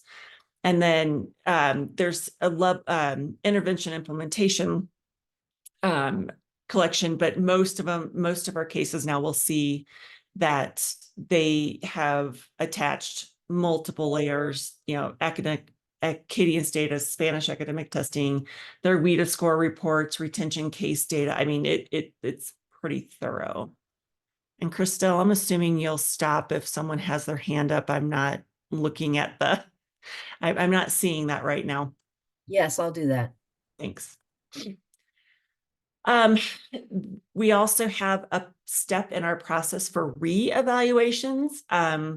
What we were finding, and this is an older form, because you'll see it has student advocacy, because I don't know, we like to change our names of our departments every 3 or 4 years. I'm not sure why. But what we were also finding is that our students, ML students that would be reevaluated, we weren't getting those consultations, right? So, and now that we're starting to get them, we realize there are some students that absolutely never had any testing in their native language at all. And now we're up for reevaluation, and they're wanting to add services, right? So we're saying, well, maybe we need to go back to the beginning and take a look at some of the other assessments that were missed in the beginning. So from there, now our goal is, so let's see if I can go back. Okay. Right now, this process is incredibly, it's way more efficient than it ever has been. Our teams now know they're getting really great with the process. They know we meet Tuesday mornings. So all of a sudden that ML evaluation team inbox fills up. I mean, like Monday is a big day for that email. And we meet, we go through, everyone on the team has a responsibility. We're looking at, all kinds of things, attendance, everything. So, but then it's going back to the email, sending a response, and all that back and forth. It's and a lot of the schools complain too, because you'll see a lot of the forms have the same thing, like, who's the case manager? What school is it? And they get a little irritable with thinking that it's busy work. So this year, our district, and I don't know how many other districts, we moved to a program, a special ed information system called EdPlan. And I think many districts moved to that, but not all in Utah. And we really felt that EdPlan is where you start a student referral, period. There was not a single thing on there. It asked, is the student identified as an ML?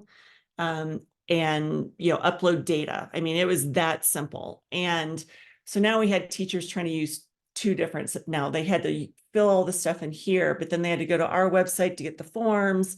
It was not user friendly. So I have the fingers crossed up there with EdPlan, because we have gotten them to agree to build this in, and we've been working, gosh, for the last year and a half or so to get that where we can actually see something. So that's why this screen looks a little funny, because these are all the notes from the developers, right? And this is what we have so far. The fingers crossed there is because we're hoping that we have what we can to fund it. We kind of thought that maybe that should be just an expectation on theirs, because this is not a unique process to Canyons District or the state of Utah. I mean, this is the process we should be going through to make sure that we are appropriately identifying students that have special education needs. So in this case, what all of this data would be in here, it would automatically be imported from our Skyward. So I just thought I'd walk you through a couple of the changes that, I mean, most of this is what we see. We have the concerns on the right side here. We really wanted to take that next step with how does this, when the student is with peers, what language do they use for communication? Because we were only asking for language of instruction. But when we got down to it, so we had a couple schools come back to us and say, yes, they've been in English only instruction since, for the last 5 years, but they only speak Spanish when they're in the hallways with peers interacting at home. And so that changes how we might recommend the types of things that we might recommend that they do. We also still have the parent interview in there. And we asked the parents that same, are they in a dual language instruction program? Because that's the other piece. If they have, then that changes our recommendations. Where are we considering changing services? We asked the team, what do you recommend? And then these whys down here, you can't move past them. So this all would happen in that pre-referral process. The reason we wanted to put it would be a tab in there that they can't move past if it's an identified student. If we have an ML identification in Skyward, we want that to be the first thing they consider before they consider special education. Have we done our due diligence in addressing language? And that, have we really thought through, is this language barrier versus language disorder? So, and then from there, this would all be right in Ed Plan. So it's also saved for all eternity until that system shifts and we go to something else, but it would be there as our, so it stays in the forefront when we're doing data reviews with the parents, when we're doing IEP eligibility meetings, all of that data is discussed. Because I think right now it's like, okay, yeah, we did it, check the box, but we don't always go through. We have teams that are great with that, and then other teams that not so much. So then if the team decides that they'd like to proceed with an evaluation, we get the chance to submit our recommendations. So we do think that there should be testing in English and sometimes in the students' native languages. We've had, students that speak multiple, we try to find their strength so that especially if it's a speech concern, do we have the same concern in French or Kinyarwanda or Swahili that we do in English? And, here are some of the typical, and yes, we've asked them already to fix the stress mark in Bateria and the in Munoz. So we can add those things, and we can also add other things. Like, we really think you should consider this. You did not mark consideration or communication, for example. However, in the parent interview, the parent indicated that they didn't speak until they were 4 or 5 years old. Why are we not addressing communication? We did share this with Christelle, Tracy Gooley, and who else was there? Was it Kim? Yeah, Kim Fratto, the USBE special ed team. And they really, because they're concerned about the disproportionality of MLs, of course, they were totally on board. In fact, they were very receptive to using a tool like this. Ed Plan took it to the steering committee, which is made up of the districts that have implemented Ed Plan. It's, I guess, your director of special ed or something. And there was very little interest in adding that on if they had to pay for it. But we are feeling so sure that this will help us with really making sure we appropriately identify that we're still planning to build it and I don't think it should be an add-on, and we're really working with Ed Plan on that, because that should not, it should be, here's what we're doing for our ML students. So fingers crossed, you know, or I guess the reason I bring that up is that if you are thinking that that is something that is important, you may want to reach out to your special ed people if you have switched to Ed Plan, because there was some interest, but not a whole lot. But these weren't people, you know, these were special education people, not necessarily our Title III folks. So that is really it. So this is the process that we go through. It's pretty, like I said, you know, labor intensive at this point. We think not labor intensive, but, you know, emailing all these people back, and then the back and forth and back and forth. We think having this in Ed Plan will really shift that, so that it's all in one spot. There's not the emailing back and forth, the documentation anymore. So Thanks, Bev. Yeah. So if you stop sharing your screen, then we can Yes. have a minute for questions. Mm-hmm. Any questions?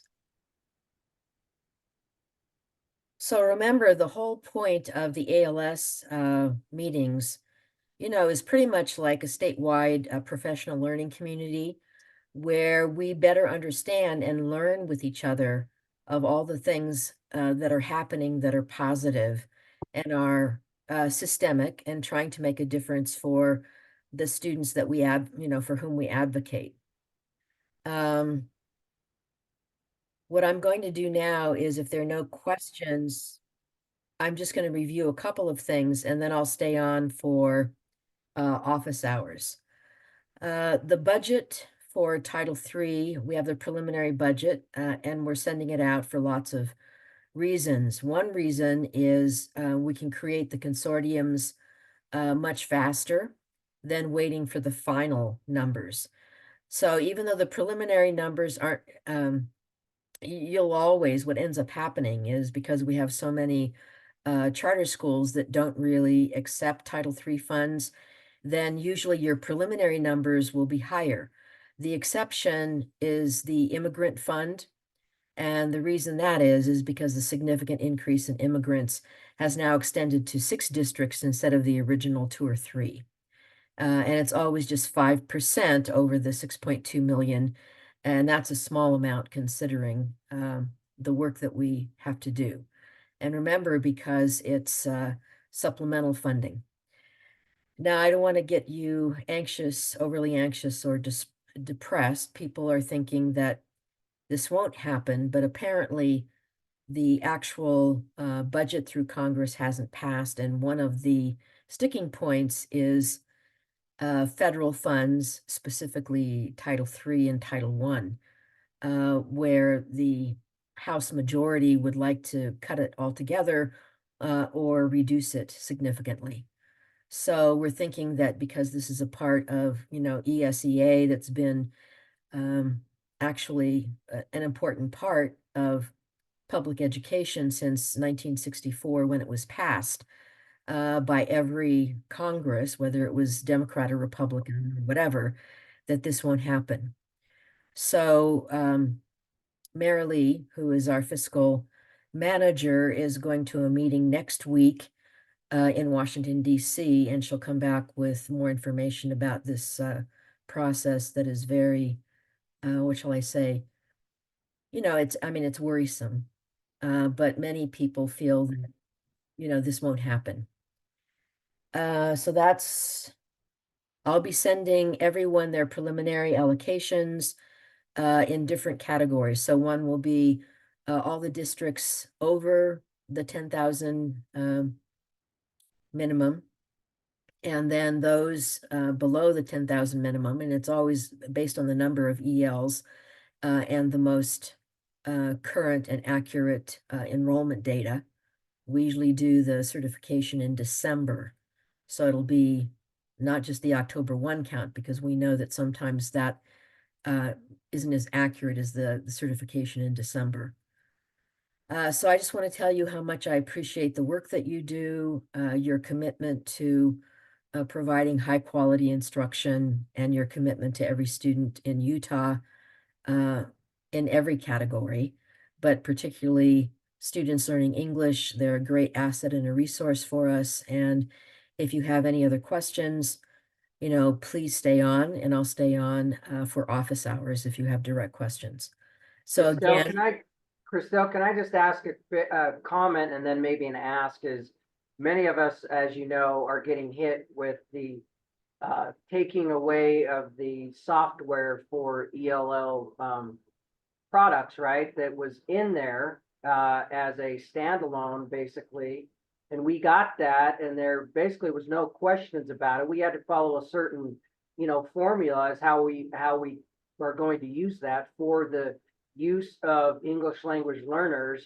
But them rolling that into the at-risk run-on budget, or whatever they call it, is really troublesome for a lot of us, I would think, because now it leaves it up to the superintendent's level to decide how at-risk money is being used, right? And we're a big district, and so I can't imagine how it's affecting some of the other districts that are smaller that maybe had that tiny little budget of software, ELL software funds, now is rolled into the at-risk, and now it becomes a decision of the district office superintendency, which if they're not on board with serving MLs in our district, which they have all the reason, we're giving them all the laws to hang their hat on and say, no, we don't want to be supportive because we don't want to lose our job, because we don't want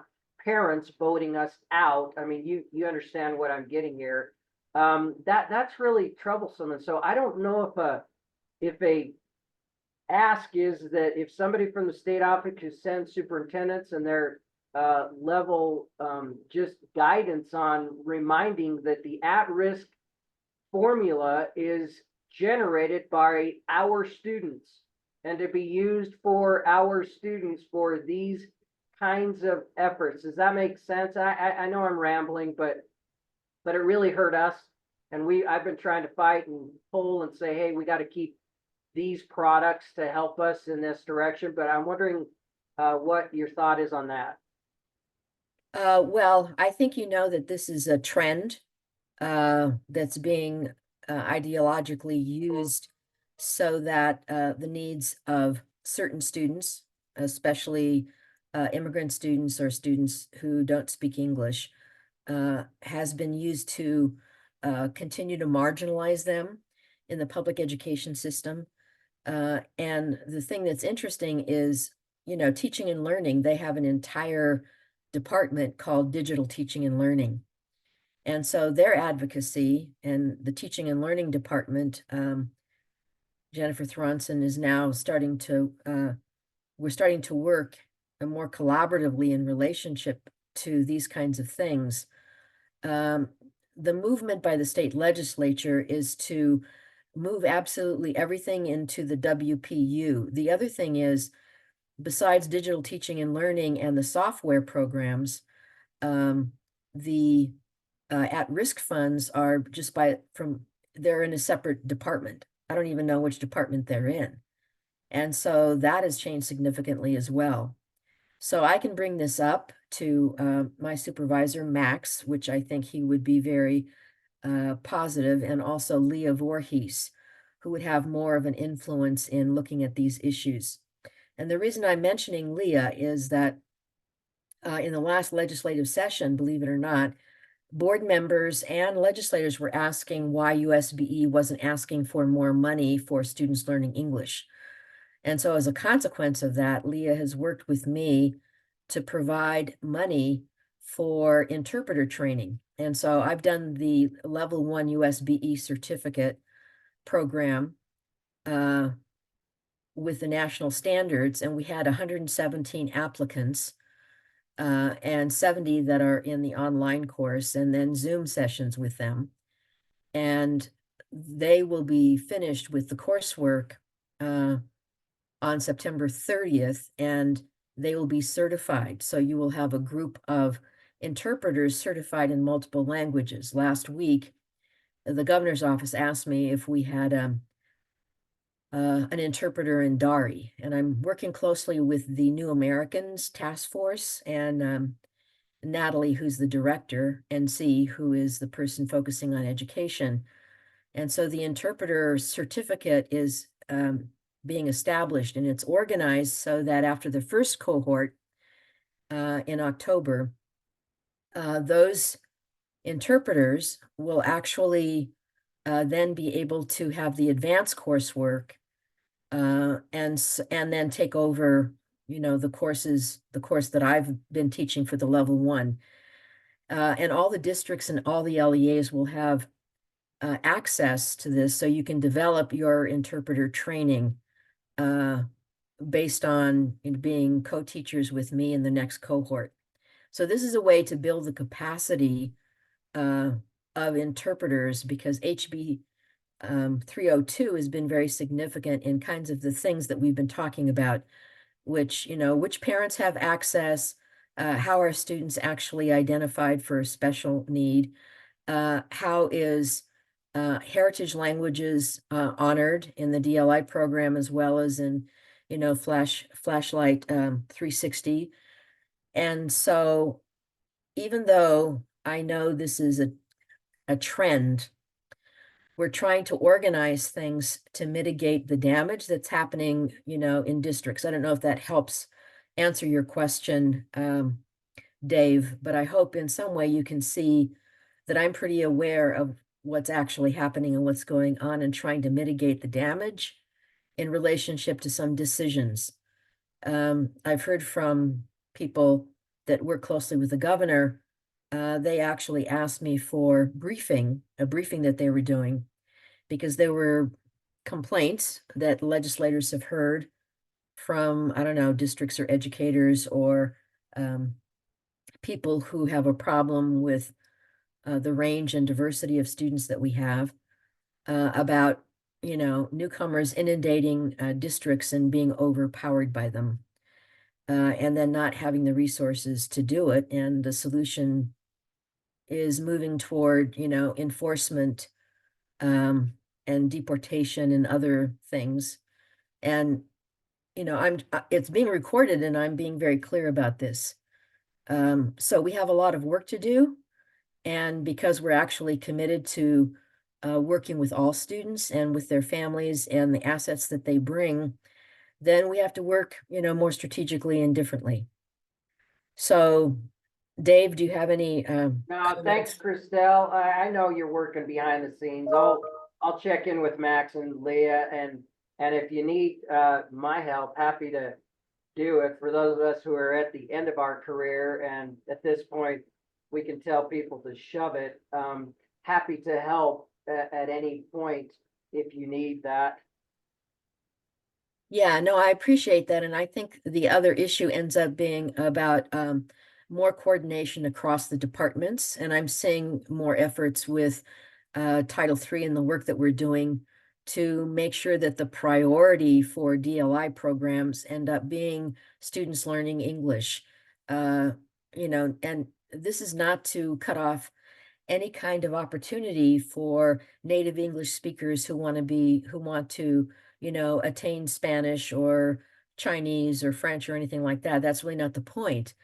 But if we actually want to, use the resources we have with DLI and the work that now teaching and learning is being committed to doing, and the new school improvement director, who is Sarah Wibke, a very good friend of mine, we're all trying together to work more strategically in relationship to the needs of students that have typically been underrepresented and disenfranchised. So I think this group in particular, especially because of the competency-based ESL endorsement, which now the data show is making a difference in achievement because it's more embedded in the actual practice of the classroom. So, and the other thing, I'll invite you in the fall when I start visiting schools and visiting classrooms and using the observation tool to provide feedback for and commendations for exemplary teachers, that we use that as a positive source for sharing, the work that's being done to mitigate any other, challenges that we face together. So thanks, Dave, so much. And I see some, really, you just bring the best to my educational career, and gives me kind of the energy to keep going. So any other questions or comments before I kind of open other? Griselda, nice to see you. You want to? Hello, Christelle. Just a couple of meetings ago, we talked about, I think you mentioned it, the observation sheet. Yes. When we go into the classrooms. Was that ever sent out, or is there a way I can find that? Yeah, everything is now on the new Title III website. When you go to the Title III website, it'll have on the homepage all the toolkits, and then it'll have the legislation. Because the other thing I found out from many of the interpreters is that many principals and educators and even teachers in the DLI program, they don't really know the implications of HB 302 for interpretation. And that ends up being like a serious problem because it's state law. It's not federal law. I mean, it's federal law, obviously, but there's a tendency not to pay that much attention to it.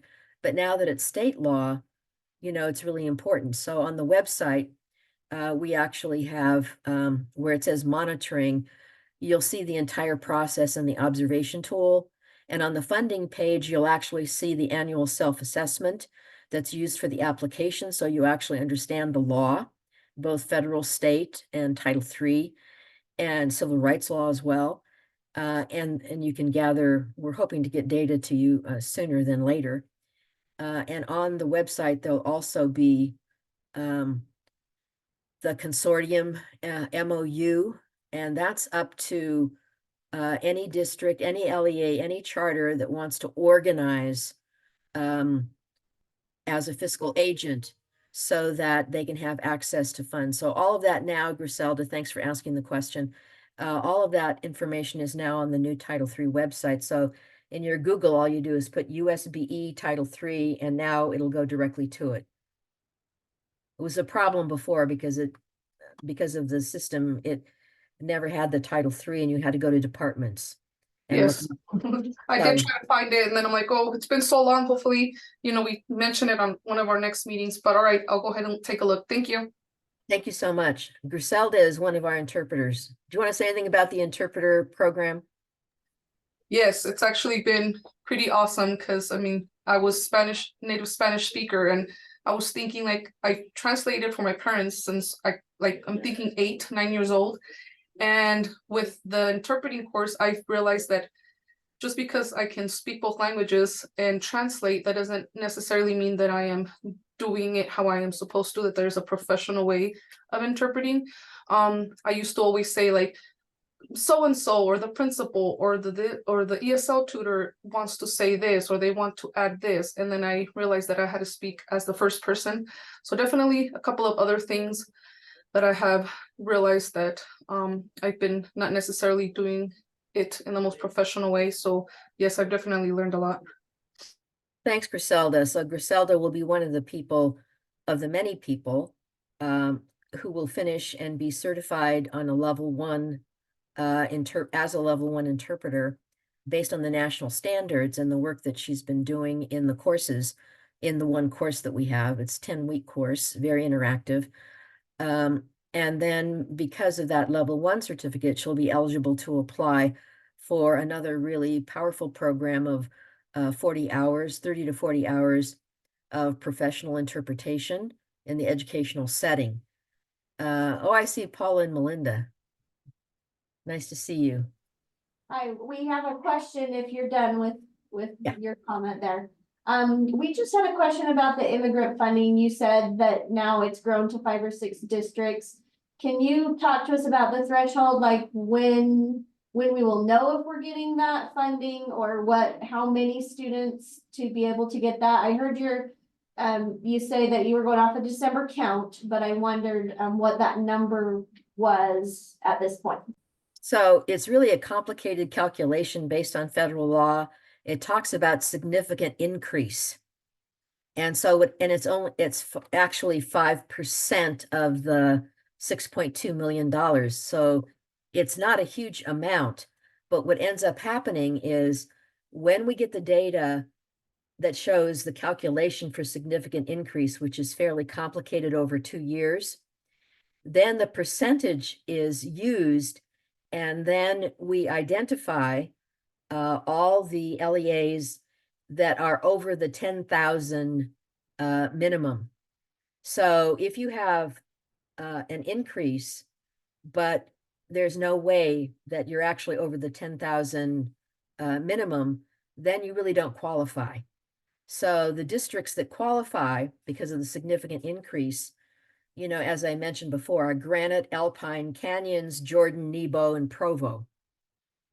And many of that happens because of the federal definition of immigrant, which is, you know, not being in school for 3 consecutive years, right? So it's a federal definition. Does that help, Paula and Melinda? Yes, that helps a lot. Thank you. You're welcome. The 25 EL flow through will actually be available probably by Monday. I'll be working on it for all the districts and are the charter schools, and then those districts and charters that have to form consortiums with the fiscal agent. Okay, any other questions? Crystal, I have a question. Thais, How, if part of that immigrant funding is based on being out of school for 3 years, how are those districts gathering that information? No, it's not the districts. It's actually USBE that does. It's their calculation related to the entrance of the student. So that's why I said it's a really complicated calculation based on what the Department of Ed approved as the significant increase formula. Okay, and that 10,000 threshold, that's 10,000. $10,000. $10,000. Okay, thank you. You're welcome. And again, just to be clear, most people always think that immigrant funding, for some strange reason, they think, you know, it used to go to Salt Lake. Well, it actually never went to Salt Lake. It always went to Granite. And then, you know, about 4 years ago, it started going to Alpine. Most people don't know that Alpine has one of the highest immigrant and unaccompanied minor enrollment in the entire state.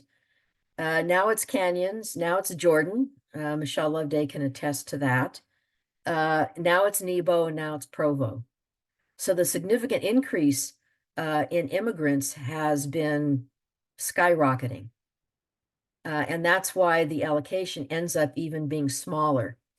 So instead of Granite getting as much as Granite used to get, you know, now it's getting less because it's divided over Provo, Nebo, Jordan, Canyons, and Alpine. So I hope that helps. It ends up being a complicated formula, but significant increase is really related to the issue, and the minimum is determined by the law in relationship to creating consortiums for the EL flow through. And those are the only 2 funds. We actually have 3 funds. One is the EL flow through, and it's based on the enrollment. And so the enrollment of ELs in the entire state is divided by the 6.2 million. So but it actually ends up being about 5 million. And then 5% of the 6.2 million is for immigrant funding. And then a very tiny percentage actually is allocated for state activities. The state activities fund is determined by the school visits. When I actually visit schools and talk to administrators and district people about innovative initiatives that are making a difference in student success, which is an indication in the ESSA Title III legislation. So those are the only three pots of money, and they're not really that big. Because remember, when they're divided, when every charter, which is like 43, 45 charters, and school districts, for every EL that we have, ends up being divided into 5 million. So it might be, $27 or something like that. So that ends up being, when you think about it, it's only supplemental funding, because by civil rights law, all immigrants who have a right, I mean, you cannot deny public education because of their immigration status. All those funds have to come from state funding. That's why braiding funds is really important. That's why the at-risk funds are important. That's why your, literacy funds, every funding that you have is important, because Title III is only supplemental and does not in any way represent what civil rights entitle families to, which is the reason why interpretation is so expensive, because it has to be state funds. And that's another reason, I think, why state legislators are trying to give districts more autonomy by lumping everything into certain pots of money instead of, separate grants. Other questions?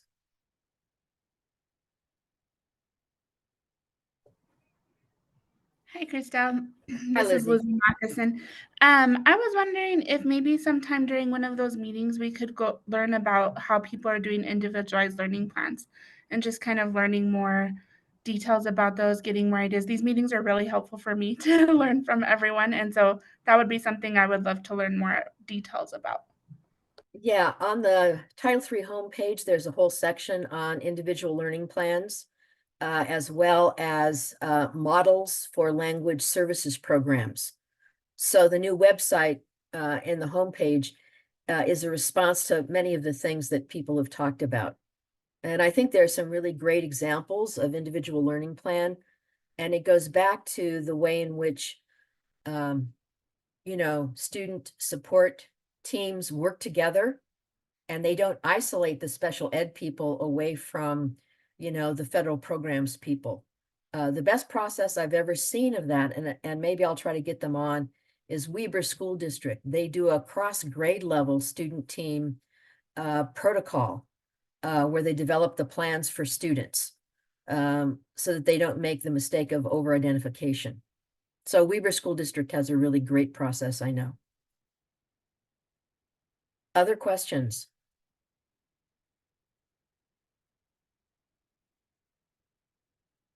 I'll ask another one. I always have questions. In your most recent email, you wrote reminder separating ELs into different content courses is a civil rights violation.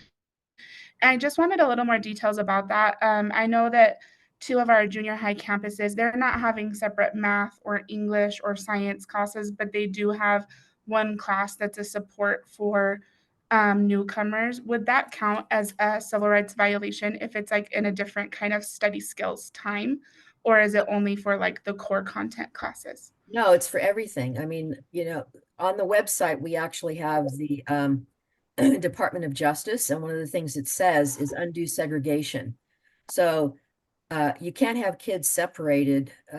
You can have them supported, obviously, but that can't determine their trajectory so that all English learners are being put into low-level classes and designated as ESL math and ESL science and ESL. I mean, that's crazy. I mean, Yeah, it just I makes just want to have sense. I want to have some deeper conversations with them about it. It's not for all EL students. It's like, so they put, even with all students, they have like a reading skills, like to help students with reading skills, kind of things like that. So it's not specific to EL students, but it is for students who are lower in their scores to help them. So would that probably still a bad idea, but I guess I need some support in how to have those conversations with them. Yeah, I mean, That makes- ultimately, the question ends up doing your own study and saying, you know, let's look at the students that are actually in the reading course. Let's look at the students who we're providing support for and then tracking their data. That's how you make those decisions. Right. Yep. We're definitely doing that. I just wanted to make sure we're not in direct violation, because No, if so, I definitely want to let them know that. So, okay. I mean, I've seen some of the best instruction for English learners in Wasatch High School.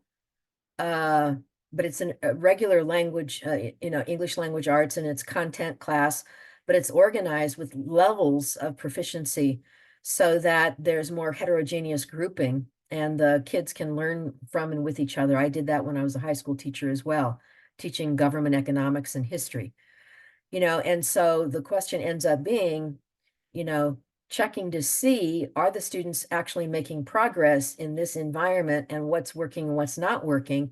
And that's why the individual learning plan is so important when you have a range of people coming together and talking from their expertise. So Thank you. thanks, Lizzie, for the question.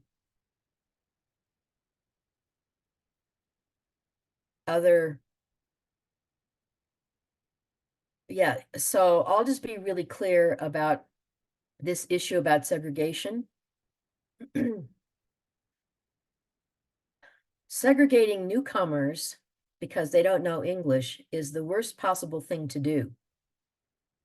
The way in which students learn basic interpersonal communications is that they're actually in classes with, you know, a group of heterogeneous kids, and the instruction is so well scaffolded that input is, you know, made comprehensible for them. But expecting USBE to develop course codes that segregate ESL students into specific courses and then a course of studies is a serious violation of undue segregation. And if I have to send out the Department of Justice again to everybody, I will. I'll do that, including the recording as well as all the PowerPoints. And you have to be advocates for people. The tendency is now moving towards segregating students again. You know, you know, I thought Brown versus the Board of Education would have taught us not to do that anymore. Separate is not equal. It's not equal. Okay, other questions? And thank you, Lizzie. So these are office hours, so we have about 20 more minutes.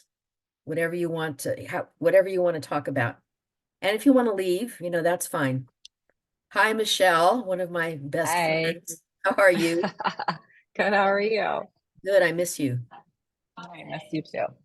Hey, I have a question about the certification for translators. So we're just trying to wrap our head around a little bit of understanding the rule. I don't see in the state code or rules anywhere what specifies being certified. And I don't see board rule on that unless I'm missing it. I know you have your course where they can be certified, but what is that? Like, give me some guidance on what that looks like. Yeah, so so this is a really important piece. The piece is, as Griselda talked about, the national standards are the criteria Okay. for certification.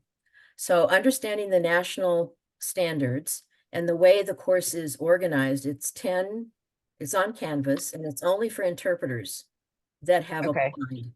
And the only way in the application, when you apply, it actually asks you which languages you speak. And if you're interested, I can send it to you, because the next cohort is going to start like in the end of October. Yeah, I think I saw that in one of your emails. I'm just wondering, is that the only way we can have certified interpreters is through this state Canvas course, or are there other ways? Well, you can do it however you want, but typically it costs money. Yeah. This doesn't cost money, right? Because we have, right, for the advanced certification, Leah has provided development funds for $350,000. So the people who finish the level 1 will go to the level 2, with an outside vendor and then get that certification. So it'll be the official certification from an outside vendor. The level 1 is, the first level of interpretation based on the national standards and the actual, we had 8 sessions of Zoom meetings where I actually found out like several issues that are happening in schools and IEP meetings. Yeah, I'm sure you did. Yeah. And so then that helps me work with, the USBE special ed department to provide to interpreters the kind of language and understanding that they need to become more professional. Yeah. Right. So there's these national certificate programs. Is it called something like, I guess I'm wondering, obviously we're so close to BYU and UVU here and have these other resources where we have people who say they're certified, and I don't know what my response should be to be like, show me what certificate you're talking about. Like, what do you think you're certified in? Yeah, no, so I think that's a really good point. I think some of the certification, and I can send it out when I send out the email, which is national and international certifications. And, many of the certification programs, which ends up being a challenge, is their legal certification. And that's legal language. Okay, that's not what we're doing. We're not doing that. Right. Medical translation, as you know, the public health does that. Okay, that's not what we're talking about. Right. We're talking about translation in educational settings, which actually means the interpreter needs to understand the language of special ed, the language of EL, the language of, recently there was this this issue about no interpreters for parents who in the law, it's pretty clear about, counselors need to use interpreters, nurses need to use interpreters, but this is not happening. And the reason it's not happening is because in your own context, you don't have certified interpreters who understand how to be a professional. That's what Griselda is talking about. Yeah. So this attempt is to, in the 117 applications we have people in the counseling department, we have people in the front office, we have people who are educational specialists, we have family literacy people, we have community people. So we're trying to create, this whole experience of elevating interpretation. I'm not talking about translation, right? I'm just talking about interpretation. I know, I get that. Yeah. Right. Yeah. At a level of professionalism so that it's focused on educational settings, which is different than any other certification. So that's what you have to ask people when they say certified. You say to them, do you have a national, is your certificate, this is what you would say, is your certification based on national standards for educational settings? Okay. Is that helpful? So that's super helpful. So there's not like one, it's not like there's no certain type of certificate I'm asking for. I'm just saying, is your background this in this certification? Right. And so I appreciate the state having this cohort and these models, but with the law being, that we have to provide this interpreters who are speaking the right thing. Like, you can imagine the impact in a system with as many ELs as we have. Like, we have people who interpret, I'm using quotes. I know. Right. All the time. And so us saying you have to be certified now, I'm trying to develop a procedure of what does that gradually, like, we can't just rip the Band-Aid off and say, oh, every single person, this is how you become this. So help me with like, how do I mean, if you're only having the cohort, like if it's not constantly something they can enroll in, how do we transition a little bit to be, I mean, we have so many of these people that need to be certified, quote unquote, that aren't certified. They're totally not. So you know what the plan I don't want to is? say just like stop, right? But we kind of need to stop. Yeah, well, I wouldn't do that anyway. So this is the plan. The plan is, this was the pilot year of me developing this and doing it and studying the national standards, and also doing the, one of the benefits was, which I was surprised, but it was really necessary, was to do the Zoom sessions. It was an hour of 4 o'clock to, it was 4 o'clock for an hour, 7 o'clock for an hour. And it was for 8 sessions, and it covered the national standards and opened up to conversations that helped me better understand what the problems were that were happening Yeah. in all these meetings. And so, if you actually want to keep this going as ongoing, I mean, I'm one person and 117 applicants and 70 some people on the Canvas course. So you could actually, and this was the goal, that after this first cohort, to see how many we have for the advanced course, and even before that, you could actually email me and be a co-teacher. Now, the co-teacher wouldn't mean that you would teach with me, but you could actually use this course and all the content to do a district certification for Okay, done. yours. We'll do that. Yes, we will Wanna do do our own that? district. Yes, yes, yes, yes. I have people who can do that amazingly well. So yes, if we could have if we could take your stuff and have our own district Yes. certification process that's approved by you, Yes, that would yes. make our life a billion times easier. Yeah, that was my Yes. initial. Yes, yes, yes. That was Yes. my initial plan anyway, since, Okay. I'm only one, person. And I'm 77. Why are you still working? Well, because I love the work and I love you all. I love you, Michelle. I love you, Michelle. I love I love Griselda. you too. I love you guys. Right. So, Yeah. so that's the intention. So you just email me. Okay. I'll I'll email you, and yep, Yeah. I have a person who would be phenomenal at leading it. So her name's Tawny Brown. She would be amazing. So that would be great. And she'll Yeah. learn tons, and she has experience already. My goal is every single LEA should have someone to do this course Yep. and have an LEA certificate. Right. So Yep. That makes total sense. That'll work. Yeah. Yeah, we're building a professional, this is like creating a professional class, a professional pathway Yeah. for people who are very skilled and, Yeah. deserve. And I can tell you a little bit later, about, we haven't decided the RFP yet, but the people that for the next level, I think will be really excellent. Both vendors who have submitted, which I can't really talk about, but Yeah. you'll find out about it. And I think it'll be this really fabulous opportunity for you to get people ready with your certificate, then to have a national certificate. Okay, that totally helps. So if I'm thinking about like a 3-year plan of like, we're going to start here by the end of 3 years, we will have a very clear procedure / big bank of people who are certified. Like that's a realistic time frame, correct? Oh, yes, you could do it. Okay. You could actually do it in probably a year. Well, I'm trying to not like stress principals out so much, right? Like, because they hear this and they're like, I have these 5 people, and or they're just used to grabbing the person who, I know. Served a mission and they're going to come in and do this IEP. And we all know that's not okay. And they know too, like nobody's defending it. It's just, how do I help them with the correct way and the right way that they all know is right, but without it feeling so, stressful. So this helps a ton. So thank you.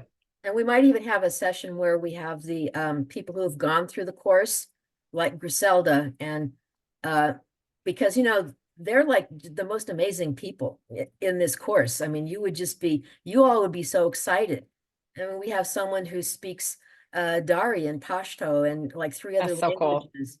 Cool. And so this is a fabulous opportunity. That's why great. That's why I keep working. Yeah. Well, good job. Thank you. Thanks for the question. Yeah. Okay. I have a question backed off. I'm sorry. I hope I'm not overtaking other people's questions. No, okay. I don't see anybody's hand up. Okay. So we are wrestling with the same thing Lizzie brought up about course codes and segregation and not segregation, and the fine line between the true desire to support students, right? So we have ELD courses. I know that's not the same as what she's talking about. So we obviously have those, and those are fine. But in our secondary model, we have sheltered content courses, which in our system means we know for sure This isn't being recorded anymore, is it? Okay. No, So- yes, it is, but I'm gonna stop it. I'll stop it. Okay. Thanks.